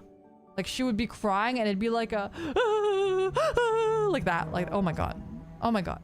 Oh my god, did you hear the car? That was really fucking loud. But yeah, so she was crying like crazy. It was to the point where she was crying almost like non-stop that I thought to go knock on her door and ask her if she was okay. Like, that's how bad it was. But that's also how easily you can like hear everything. And if you have downstairs neighbors, you'll hear everything that they like walk around on too. I can hear, this is like a weird one, but I can hear anytime a neighbor is sharing a wall with me, if they're like plugging like their phone charger or something into the socket. You know, like your phone, nobody gets it in their first try. You kind of like wiggle it. You kind of put it in and you're trying to like find the hole, right? That's what she said. But anyway, like you do that, right? And so like I could hear them doing that, like the charger port and the socket trying to like meet. Yeah, you hear that. Like the scratching noise, yeah, of like the of like the stuff. Anyway. So it's like the walls are very thin in Asia because in general nobody hangs out at home. So you don't hear the other people. I've heard snoring from my neighbor. I've heard TVs from neighbors. I've heard people who had friends over from neighbors, but that's really rare because usually you don't bring your friends over in Asia. Usually you go outside. I mean, that's why in Korea, for example, cafe culture is so big, because if you want to hang out with your friends, you just go to a cafe and hang out. In McDonald's, that's why all the high school kids go to in McDonald's. In Japan, that's why all the high school kids in anime go hang out at McDonald's, because they don't hang out at home. So the place that you usually hang out with your friends at is McDonald's, because that's like the cheapest place that you can go to like loiter, basically. So anyway, those are like all cultural differences, right? It's kind of like how going to the mall with the homies and window shopping and stuff was. Yeah, exactly. Like it was just like places where you can hang out or loiter. So there's a bit of like it's gonna be rough. I don't know, especially with Amoria, because she screams a lot. She screams a lot when she's playing games. It's gonna be hard. Like if she gets a noise complaint, it's gonna be not so good for her. What about Korea? Is the typical hangout place like internets or just regular cafes? Regular cafes. I mean, if you're hanging out with your guy friends and you guys all play games, then yeah, going to the internet cafe is a pretty popular place to go to. But also in Korea, there's like a lot more, like you can go to like parks and stuff and hang out. You can go to parks, and like picnicking is really popular in Korea. Walking is really popular in Korea. And like hanging out in those sort of places, I feel like are more popular. In Japan, I feel like it's easier to like go to like, I don't know, an arcade, or to go to like they have just certain areas that you can just hang out in, and usually that's where you hang out. But it's like hard to find places to like hang out in, because in Japan they don't have as many cafes either, and like only like high schoolers go to McDonald's. So a lot of times in Japan when I hung out with people, we just hung out at izakayas. We literally just like lived at izakayas, because izakayas are like a really good place to just loiter, and it's like cheap, so you can just keep ordering food and you just hang out, and you just chill with your friends and whatnot.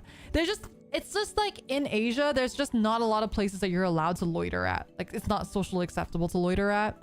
Even at restaurants, you know, in America, if you go to a restaurant, you'll like sit there for hours. You don't do that in Asia. Like, you probably will be asked to leave if you do that for too long.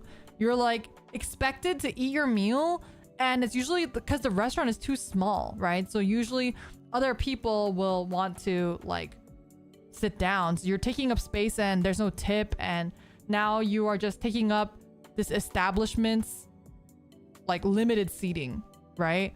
So like usually you'll be asked to leave.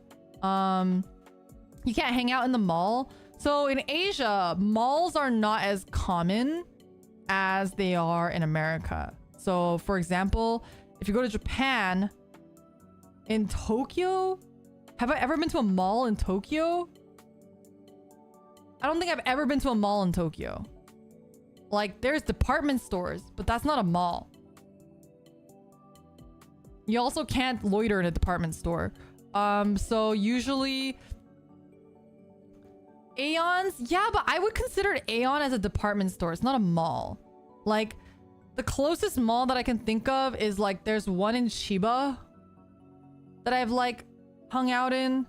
But yeah, like in like Korea too, there's a couple malls, but they're all like far out. Like, you could go to COEX, but that's like at one side of the like Ihosan, and then there's like Times Square, which is the other side.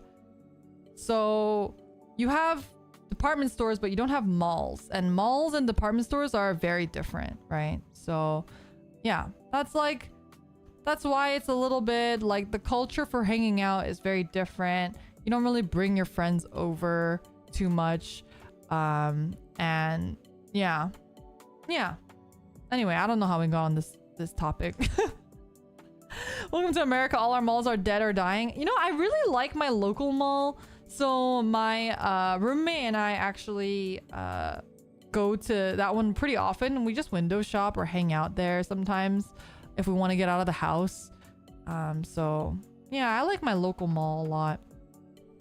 One of the coolest malls that I went to, I feel like, was the one in Hanoi. I forget what that mall was called. There was a mall in Hanoi in Vietnam that I really liked going to. That one was really nice.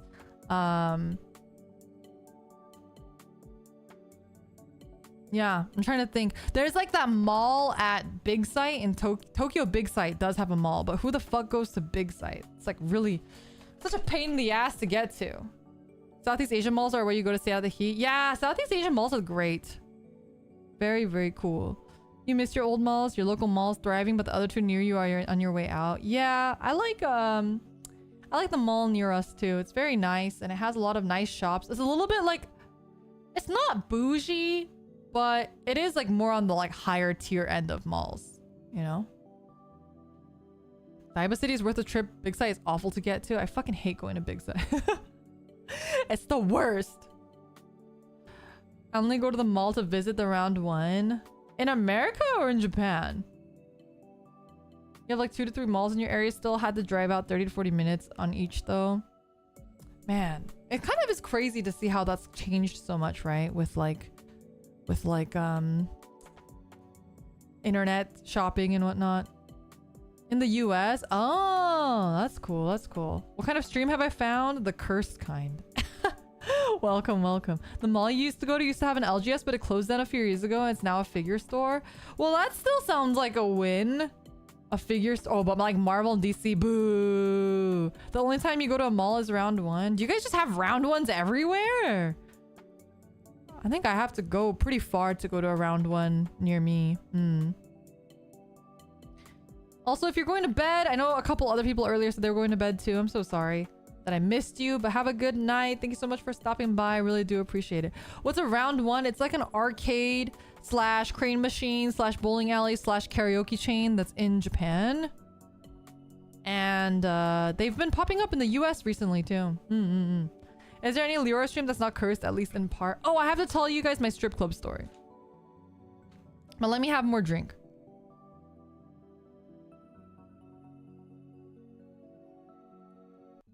All right. Another strip club? No. I'm going to tell the old strip club story again because people were saying that they weren't familiar with it and it hasn't been properly clipped. Reno did a great job clipping it, but it hasn't been clipped on my own channel. So people were like, oh, you should clip that one. I was like, oh yeah, I should. And I thought about clipping the old one, but I was like, you know, I'll just tell it again. It's fine. Yeah, so if you guys haven't seen the clip, I think the clip is a better rendition because it's like my first time telling it. And also, Tonya's reaction to it is really good. So I do highly recommend checking out Reno's clip of the strip club story. You can just type in Leora strip club on YouTube and it'll show up. But I'll tell it again for people who like haven't heard it. So basically, this was my 21st birthday. And I actually went with the friend that I was hanging out with yesterday. I was telling her about the strip. I was like, oh, I told the strip club story on stream. And I think some people don't believe that it's real. And she was like, oh my God, I was there. Tell them that I was there. She was like, tell them it's real. Tell them I was there. She was there and it was, this is a real story that actually happened to me. I turned 21 and it was my 21st birthday. We were getting crunk and it was a whole ass thing. And I decided it was a joint birthday party between me and that friend. And we decided that we wanted to go to a strip club for our birthday. We wanted to go to a strip club for our joint birthday. So we got wasted at a bar slash restaurant prior to the strip club. But we had never been to a strip club before.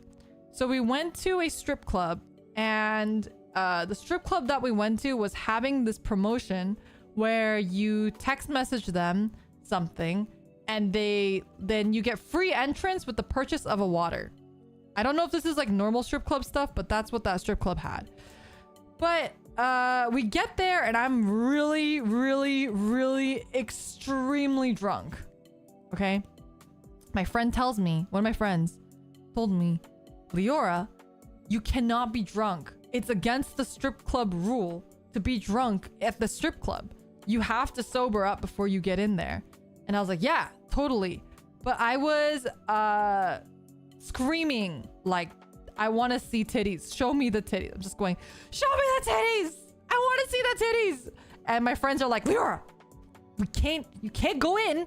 If you keep screaming that you want to see titties, you will not see titties. They will not let you in. And I was very drunk, right? So 30 minutes of sobering me up in the car. 30 minutes. And I was finally sober enough to stop screaming about titties. So they finally take me into the club, right? We're going into the club and we're at the front desk. And the lady is like, oh, you know, let me know your phone number so I know if you've pre-registered for this event. And I kept giving her the wrong phone number because I was just too drunk. And at this point also, I'm like not... I don't really remember a lot of this. This is like everything I've just been told by my friends because I was so drunk. Like that's how drunk I was. I'm starting to gain my memory around here, but this is as I'm getting in, but I'm still not fully there. I keep giving them the wrong phone number, but eventually my friends are like, she just got a new phone, so she doesn't remember her phone number. And then they give her my phone number. The lady's kind of like squinting at us like, is she drunk? I'm like very obviously drunk, but I think like because I was a girl, they were just like, you know, whatever, you can, it's fine. So I get in there and I'm inside the strip club and I hear at this point, I have regained most of my consciousness. I am like pretty sober now. And everything from this point on, I actually remember. I'm like, whoa, we're at a strip club. We're here. It's happening. There are people like pole dancing and stuff. It was very cool, whatever. And then my friends are like, Leora, it's your birthday, so we have to get you a lap dance. And I was like, oh, lap dance. Like, great. That sounds amazing. I've never had a lap dance before. So they're like, take your pick. Pick a girl and we'll give you a lap dance. So I picked a really cute girl, and she takes me to the back. And the way that, if you've never had a lap dance before, the way that strip clubs work is that in the back, there is usually a very long leather bench, right? A long leather bench, and then there's a sheer curtain, like a black sheer curtain. So you can see the silhouettes of the people in the back, so they can't do anything like bad to the girls, but you can't really like, there's enough privacy because it's like kind of, you know, sheer curtained off, like a black curtain. So people can't see faces and stuff, but you can tell what they're doing. Anyway, so she takes me behind the curtain. I'm in the back. I'm sitting there, and the stripper gets on top of me, and she is like giving me a lap dance or whatever. My consciousness is fading a little bit in and out, right? And at this point, she is on my lap, but she's facing me, right? So she's sitting on top of me, facing me. I'm like barely conscious. Like I'm like doing the whole like drunk heavy breathing, like you know, like I can like barely breathe. I'm like barely there. And then she lifts my shirt, pulls down my bra, and sucks my titty. And I'm just sitting there like, is this really happening? Is this normal? Does this normally happen at strip clubs? She just straight up sucks my titty, and I was like, I don't know if this is like, this is my first lap dance. Maybe she sucks everyone's titty. Like, I don't know. And you know, like she's like chatting to me, and we're like chatting, and I'm just like, oh, okay. And then after the experience is done, I go back to the seat, because we had like one of those leather like circular seat setups for all of our friends. And I sat there, and like, you know, they tipped her, and then she like waved, and I just sat there like, and they were like, Leora, how was it? I was like, am I supposed to be the one getting stripped? And they were like, huh? My friends were like, huh? I was like, is that normal? Am I supposed to be the one stripping? So they were like, oh, I think it was like a birthday extra. They gave you a little extra for your birthday. And that was my strip club experience. So I genuinely was like, yeah, is it called a strip club because they strip you? Like, what's happening? When you want to see titties, but the stripper sees your titty. She hit you with the Uno reverse. Oh my god, she actually hit me with the Uno reverse.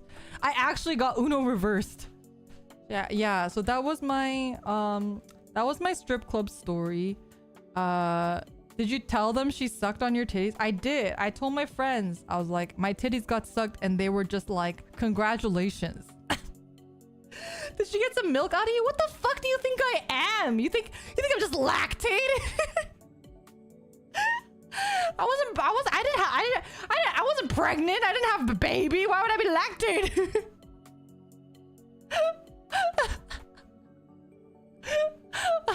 I'm pretty sure you didn't tell the titty sucking part. Wait, I thought I did. I'm pretty sure I did.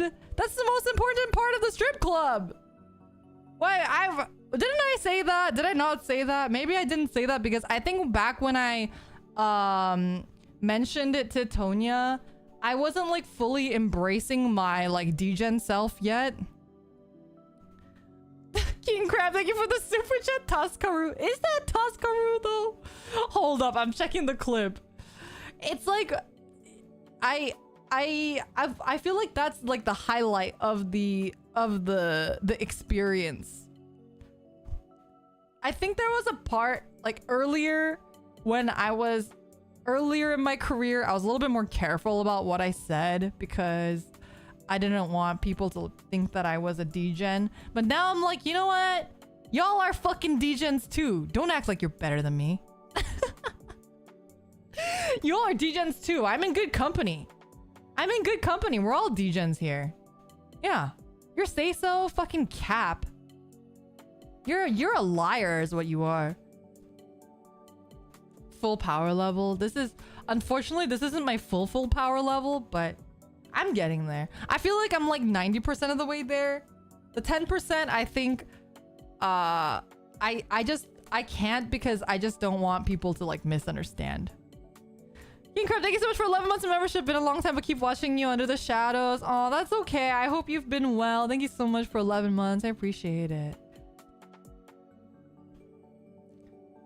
I can't believe Lero called me a liar because you are. I'm polite at least. True. That's the most important part also. Being a polite degen. Because that's what I am too. That's what we should all be. Polite degens. You know what I mean? You should never not be a polite degen. But yeah, anyway. In the clip, you mentioned the stripper stripping you, but not the sucking part. I think I mentioned that she did more, but I didn't mention what she did, maybe. I think it's just like a, you know, one of those things where yeah, I think back then I was a little bit more careful with my words, especially if I'm talking on somebody else's channel. Like, I know I'll say sussy stuff, but I'll never say something as sussy as I would on my own channel. Like, I just like don't feel like I feel bad, right? Like if I like say something bad on somebody else's channel and they get demonetized for it or they get in trouble by their management for it, like I just don't want to, like, you know, I don't want that to happen to any of my friends, so I try to hold back a little bit. Yeah. On your own channel, I remember you mentioned it. Yeah, I might have mentioned it. Thank goodness I got that Aphantasia, or I'd never get this mental image out of my head. Except when it's Coconut. Oh yeah, because Coconut is just as degen as I am. Actually, she's not as degen as I am. She is more embracing of the degen. So I can say whatever I want on her channel. I think with Coconut, I go probably the most degen. Would you dial it up if you went on known stream? You know, I might, but I would still... I think until I've been on known streams a couple times, I probably wouldn't feel comfortable, like, right away. Still. You know what I mean? Time to lurk for a bit. Holy crap, that was quite a story. In all honesty, I don't know what a degen is, but I don't think that's what I am. Aw, that's okay. If you're not a degen, that's fine. Thank you for sticking around. I hope you enjoy your lurk. At least Coconut tries to seem normal. Excuse you. Excuse me. You know how many times, how many years of my life I've spent trying to seem normal? Do you know how many hours in a day where I have to be outside, where I have to touch grass, where I have to do so much to seem normal? You think you can't let me just have my one place? Huh? You can't let me just have my one place to just be my fucking self and be my full ass degen, huh? It's been a long time since our last normie disguise lesson. It's true. Lyra, you're a Vtuber. You're not normal. It's true. Headed to bed. Glad you're back. Good night, Palgrids. Good night. Thanks for hanging out. Thank you for the welcome back as well. How was the lap dance, Lyra? It sucked. Ha ha ha. Ha ha ha. No, Lyra, this cannot be your safe space. It's a safe space for everyone but me. That was a story. It sure was. I really want to do that. I really want to do that tag tier list eventually too. We got to get around to it. Honestly, how was it? Aside from the sucking, honestly, I don't remember anything besides the sucking. Okay? I don't think I remember anything besides the suck. I was already like half conscious and I got my titty sucked. Do you think I'm going to remember anything else from that exchange? I don't even think I remember anything she said to me. How was the sucking? I don't know. I think I was like in such a panic mode. I was so panicked. I wasn't even like thinking about like enjoying it. I was just like, what the fuck is happening right now? It was literally me just like having like a mental crisis. Like, is this real? Is this real life? Is this really happening? You know? That's all I remember.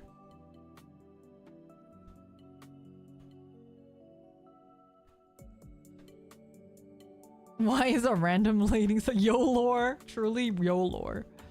Like, you know, strip clubs, if you guys are not familiar, my roommate, she used to work a long time ago in San Francisco. And apparently there's she's telling me that there's a strip club in San Francisco in like the downtown area, I think, that is like really famous for their buffets. So she would tell me that she also had a lap dance one time because her coworkers bought her one because they were just there for a lunch buffet. They were just there for like a cheap and good lunch buffet. So she's had a more legitimate lap dance than I have. But my roommate is very straight, so I think she was like very, and she's also very like introverted, so I think she was like very like nervous about it. I asked her, I was like, did you enjoy it? And she was like, no, I was really nervous the whole time. So that's a lunch buffet lap dance. Exactly. Yeah. Okay, one of these days, maybe, I don't think I live near any strip clubs. I'd have to drive out pretty far now where I am. I've heard like other VTubers taking their kohai or friends or gen mates to strip clubs. Maybe that's what I will do.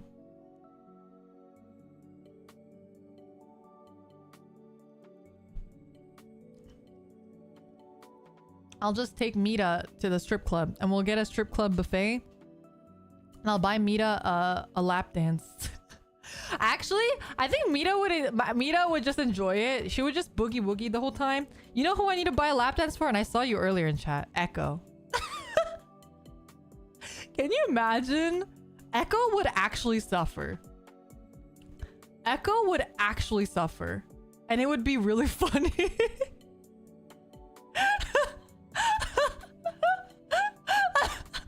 Echo would self-destruct on spot. Echo would actually, she would actually, like Mita, I think Mita, if you went to a strip club and you got a lap dance, I think you would just like vibe. I think you would just have a good time. Because the strippers are really nice, right? They're like really nice and they'll like chat you up and you just kind of like, yeah, you like have a good time. But Echo, I think would actually I think she would she would actually like explode. Yeah. That's what would happen.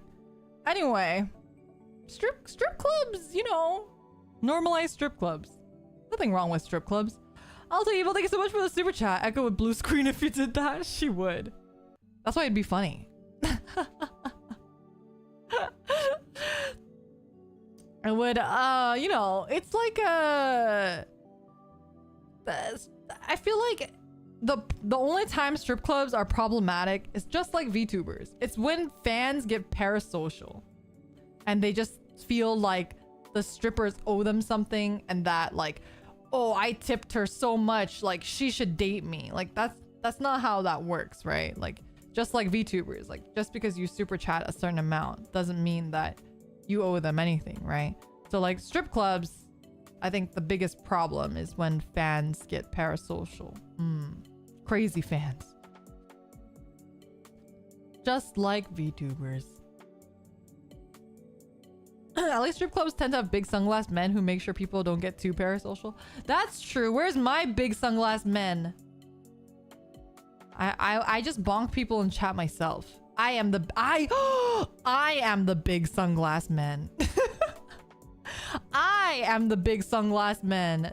Talk shit, get hit, man. TCG Claire, thanks so much for 6 months of membership. All this talk about strip clubs should not distract Palcaries from the Lyra strip game. Go like, retweet, and meet our goal. Aw, thank you. The strip game is very close. So if you would like to, speaking of strippers, would you like to see me strip? Come on down to x.com or Twitter and like and retweet. It's almost there. Yeah, we're pretty close. We are pretty close. And then you get to see me topless. Oh my gosh, Shiki! Shiki came in at a very good time. Shiki, have you ever been to a strip club? Have you ever been to a strip club? We're talking about strip clubs. We're talking about the time that I got my titty sucked at a strip club. Never. All right. Next time Shiki's in town, I'm taking Shiki to a strip club. I'm too scared. It'll be great. It's gonna be great. I'm just gonna take all of my friends to a strip club. It's gonna be a good experience. Everyone's gonna have a good time. We're gonna have the buffet. The buffet's gonna be great. It's gonna be tasty. And then we're gonna all get lap dances. Why do I need to go to a street club when I can retweet the art post? Hey, the perfect segue. The perfect segue. Aw, thank you, Shiki. I appreciate you stopping by too. Really do. Thank you, thank you. Buffet, do strip clubs have? Wait, that's what I was just talking about. I was just talking about strip club buffets. And how my roommate really likes strip club buffets, even though she's very straight and does not, gets really embarrassed at the lap dances. She gets really embarrassed with the lap dances, but she likes the buffet parts. The strip club buffets are usually pretty cheap too. Full multi-agency hangout at strip club buffet hours. Yeah, I bet no one would lose her shit. She would love it. I wonder if she's ever been to a strip club. I feel like she's the type that would want to go, but doesn't have anyone to go with. You know what I mean? That's what she strikes me as. It's okay. I will be the one to go with her. I will be the one to go with Non to the strip club. Strip club buffet, that's very American. It is very American, isn't it? I have to get Coconut to come down too. I feel like Coconut would enjoy the strip club experience as well. You've never heard about it? Yeah. You'd go just for the food. It's like really inexpensive too. At least the one that my roommate was telling me about. I think no one never leaves the house. Only leaves the house occasionally. Same for me though. True. It's like the true VTuber experience is being a fucking hikikomori and never leaving your house. Why do so many VTubers take each other to strip clubs? Because, okay, I think what it is that one, a lot of VTubers tend to be bi. A lot of VTubers tend to be bi. I feel like I've noticed that. I don't know if that's just like a random, or that just happens to be every VTuber I watch is just bi. I don't know. But I think a lot of them are bi and they like are interested but just haven't ever had the opportunity. So, you know, you'll meet lots of different people while VTubing, right? And then like, you know, you'll have that one friend that has had the experience and is like, you should also have that experience. I want to share that experience with you. And then so like, I'm that friend. And then some other VTubers have that friend too that'll just take them, right? I'll just take them and it's a good time. I mean, like, it's just one of those things where like lots of you have to like, to a certain degree, you have to appreciate your own model, I guess. I don't know. Maybe that has to do with it. I'm not really sure. I don't know what the correlation is with VTubers being bisexual. I don't know what the correlation is. Imagine if your New Year's stripper was a TCG player and you tipped her with rare cards instead of cash, but then you'd have to put them in sleeves. When I went to that strip club, it was also really funny because I saw like a guy get motorboated, and that was like really surprising because I didn't know that was like a real thing. I didn't realize that was like a real thing that happened. I thought it was like something that they just did on the media, but like the guy like straight up got motorboated. I was like, wow. Wait, a guy got motorboated? No, like his face in the stripper's titties. Is that not how you say that? Is it would I say that she got motorboated? What? No, that is correct. You guys are confusing me. Yeah, she I said it backwards. Oh, I did? Oops. Yeah, the guy got motorboated by her, by the girl, by the stripper. No, that means the guy motorboated the girl. You guys are confusing me now. If he motorboated her. The motor. It was her boobies, and it was the guy's face. Yeah, he got motorboated. Isn't that what I said? No, he put his face in her boobs. She got motorboated. She got motorboated? What? To Google. I'm a visual learner. Shiki, you wanna come on? Shiki, you wanna come over? We can do by example.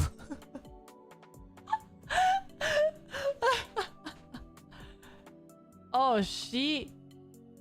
If it was her boobies, it's she got motorboated. Is this gonna be on the English test? If he did the motorboating, you wouldn't say he got motorboated because he did motorboating. He didn't receive motorboating. Wait, what? That doesn't make any sense. She got motorboated? But he was doing nothing. He was just standing there and sticking his face in her boobies. She was the one like moving, so I assumed that she's the one doing the motorboating. Whatever. Whatever. The point is, there were titties, there was face in titties. That's the point. Victor, thank you so much for 2 months of membership. English is just hard. English is hard. I don't think you know what a motorboat is. Okay, then what am I thinking of?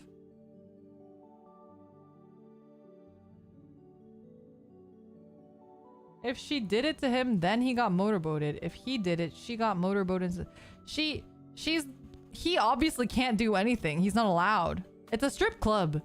He's just sitting there. And she was on the stage. And then she came over and she shook her titties in his face. Slapped him a couple times with her titties. I get what you're thinking because she did all the work, so I guess you would say she made him motorboat her. Oh god. All we know about the strip club is that the stripper sucked your titties, so I would believe that the guy's titties got motorboated by a different stripper. Oh my god. Motorboating, the act of placing one's head between a woman's breast and making the sound of a motorboat with lips. You have to make a lip sound? Okay, there was no lip sound. It was just him. I mean, I don't know. I was too far, I guess, but...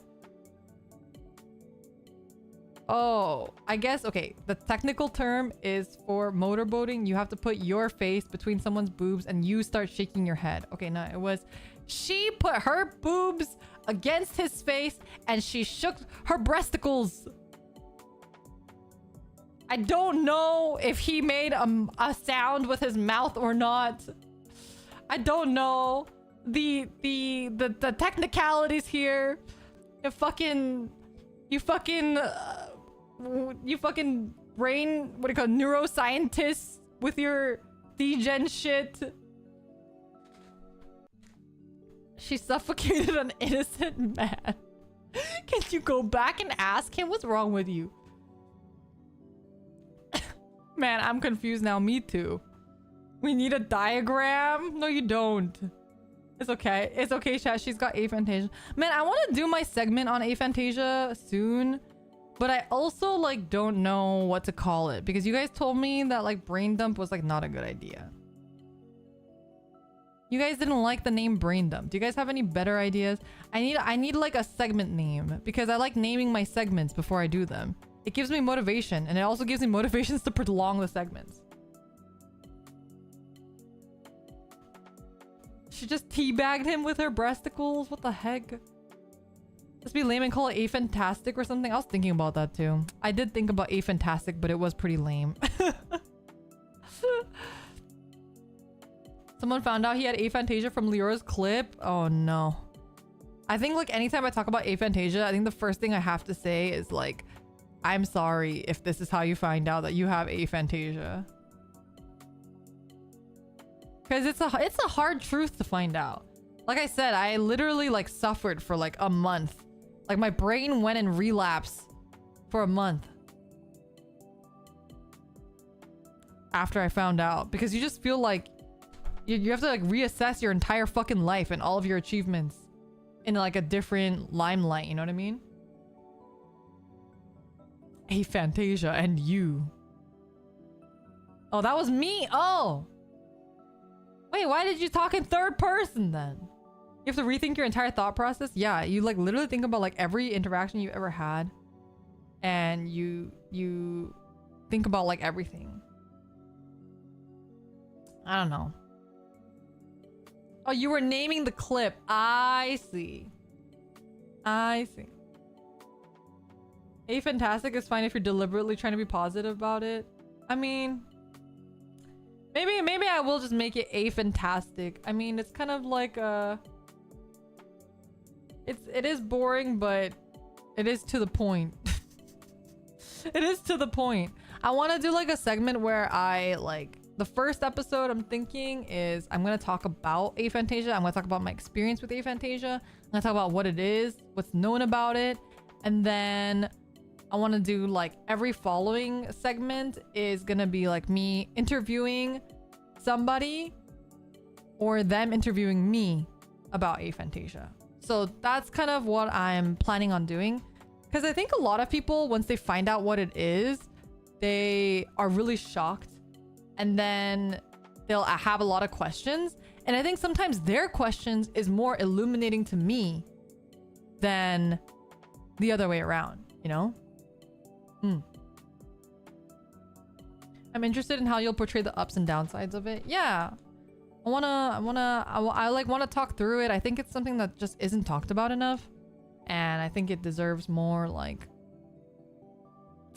for example, I think it's not studied very much. There's not a lot of science behind aphantasia because people who have aphantasia usually don't know that they have aphantasia until really late in their lives. And it you know, at that point it's like, well, now you're not like a neuroscientist, so you can't study aphantasia. Like, you know, it just requires someone to be really interested in the topic. I do think there's like a lot of stuff behind aphantasia that is kind of like, for example, I think the school system really caters to like people who don't have aphantasia. So I think I would have learned a lot better and I would be a lot smarter now if I was taught in a way that was catered towards people with aphantasia, for example. It's kind of like if you're colorblind, I would say, or if you have dyslexia, kind of like that, right? Yeah, and aphantasia is on a spectrum. It's not like a 1 or a 0. So it's I feel like it really deserves more discussion, at least. And also, I've been finding out by talking to everybody that aphantasia is also not mutually exclusive to not being able to hear things. So, for example, I cannot imagine things, but I also cannot hear things.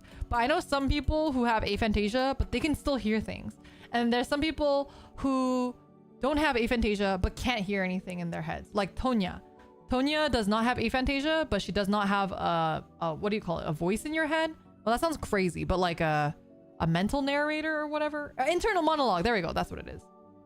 Internal monologue. Yeah, she doesn't have one. I don't have an internal monologue. I have aphantasia. So I think they're mutually exclusive. So you can have one and not the other. Leo can reinvent herself as a leading aphantasia expert. The thing is, to do that, I would actually need to like study, and I fucking hate studying. So yeah. No internal monologue. How does that work? You know, I wish I could tell you. I wish I could tell you. It's like, I think we have to just think of our brains as a computer, right? Our brain is a computer. I have no monitor and no speakers. I have no monitor and no speakers. Some people only have a monitor. Some people only have a speaker. Some people have neither. Some people have both. I have neither. I didn't know you had both. I genuinely can't grasp what thinking would be then. I'm so used to both internal monologue and images for all of my thoughts. Yeah, it's like I think it's like a very different... It's funny because obviously I have no idea how you guys think too. And that's kind of why I wanted to do this series, because I think it's really cool to like explore that and talk through it, right? If someone has aphantasia, how do they remember things? Like, are they unable to visualize even their own memories? Yeah, I have no visual memory, period. I actually think I don't like to, you know... My roommate's always like, Lyra, you blame everything on aphantasia. But I genuinely believe that some of my stuff is because I have aphantasia. Like, I have a really bad memory. I also like tend to have like really little what is it called? Object permanence. So it's like one of those things where like I forget that things exist if they're not visible to me. So I've always been very messy, and I always need to like have everything visible to me. And yeah, I think also another thing is that like I'm a very auditory learner, but I'm also a very like talking learner, if that makes sense. The more that I say something and the more that I have a conversation, it's easier for me to remember things.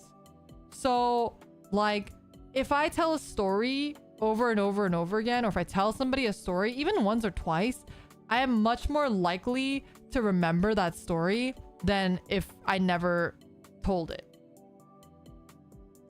Like the strip club story, I don't think I would remember that as vividly if I hadn't told the story a couple times to other friends before. And also because half of that story was my friends telling me the story about like what I said and what I did too, right? So it's a little bit different. Smart and talented and creative, so obviously you figured it out over the years and it works for you, but I'd be so lost if those things were suddenly taken away from me. You know, I've like thought about it, and I saw someone mentioned about like the blind thing. It's like one of those things where like, imagine being like blind and having aphantasia. That would be crazy. Like, I can't imagine that. I hope that every blind person does not have aphantasia, because then at least they can imagine things and imagine the world their own way. But if I went blind, I feel like I'd go crazy. How do blind people even visualize things in their mind? I mean, I'm sure they have their own way, and I'm sure they like dream, right? I'm sure like blind people dream, and they dream in their own way. I don't really know though. I have no idea, because I've actually never spoken to anyone who's blind. I've never met anyone who's blind either.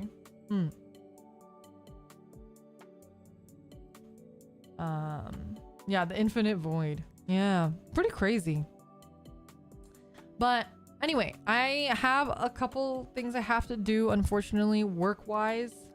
I want to keep chatting, but I need to get some more stuff done, and also I need to rest my voice. I actually am like a little worried, because I feel like after all of the grass touching this weekend, I woke up today and I literally felt dead, first of all. Second of all, I felt like, oh shit, I think I'm coming on with like something. Like I feel like I'm getting sick. And my throat wasn't feeling too great in the morning, which is why, another reason why, there was a lot of reasons, but one of the reasons why I pushed back stream so much. So hopefully I don't have the Rona. You know, I saw a lot of people this past weekend, so it is quite possible. Hopefully it's not the Rona. I feel like it's too soon to be the Rona, but I don't know. You never know, right? Yeah, we'll see. We'll see. I'll keep you guys updated. We do have kind of a packed schedule for streams this week. I know you guys also mentioned it, but we're very close to 30K. Thank you guys for the early celebratory words. I'm gonna try to do like some sort of 30K, like maybe a countdown to 30K or a celebration stream for 30K. I haven't really decided on what I'm gonna do yet, so I'll keep you guys updated on that. So that should be really cool. And yeah, we'll hang out tomorrow. We're gonna be playing the Senran Kagura X Neptunia game, Ninja Wars or something. That is the game that you guys voted for our Batsu from back when Gen 3 debuted. It was like a month ago. Sorry, it took a while to find time and schedule it. And then this week we are having the VNU all-member collab. The game we're waiting on some perms for, so we are not settled on a game yet. But that should be pretty fun and very silly. It's gonna be the first time that all of us are in a collab, so please be sure to check that. And Let me see. What else we got here? Oh my god, my calendar's all like fucky. And there should be a couple announcements this week. Not anything crazy. Not anything crazy, but still keep that in mind and keep your eyes and ears peeled for Twitter, or if you're on the streams, we'll probably talk about it on the streams. And also on Discord, I'm sure we'll announce it as well. So if you guys haven't already checked out the merch, speaking of announcements, we do have merch. Merch is live. If you've always wanted a Leora standee, I almost said figure. I wish it was a figure. It's a Leora standee. Be sure to check it out. There's also a badge. You can get one of Lofi and Kokone and all of Gen 2 as well. So definitely check those out if you are interested. If you guys do receive them, I don't think they're shipping for a while, but anytime you guys get merch, please post. Please post on Twitter using a hashtag. I'd really appreciate that. I think that'd be really cool. I'd love to see it. I'd love to see what you guys like, how you guys decorate your house, or if you guys put a badge on your backpack, I'd love to see it. Yeah, it's on GeekJack. The link is also in the description below. And yeah, so feel free to check those out and to support if you can afford to. And I'll see you guys tomorrow for more streams. If I'm not feeling super good, which is possible, I'll just push the stream back. So just as a heads up that I might do that. But thank you guys so much for the support. I'm sorry that I've been gone, but I hope you guys had fun today. Anyway, I'll see you guys soon. Liotsu, have a good rest of your day or a good night. Stay safe. Stay healthy. See you guys tomorrow. Bye-bye.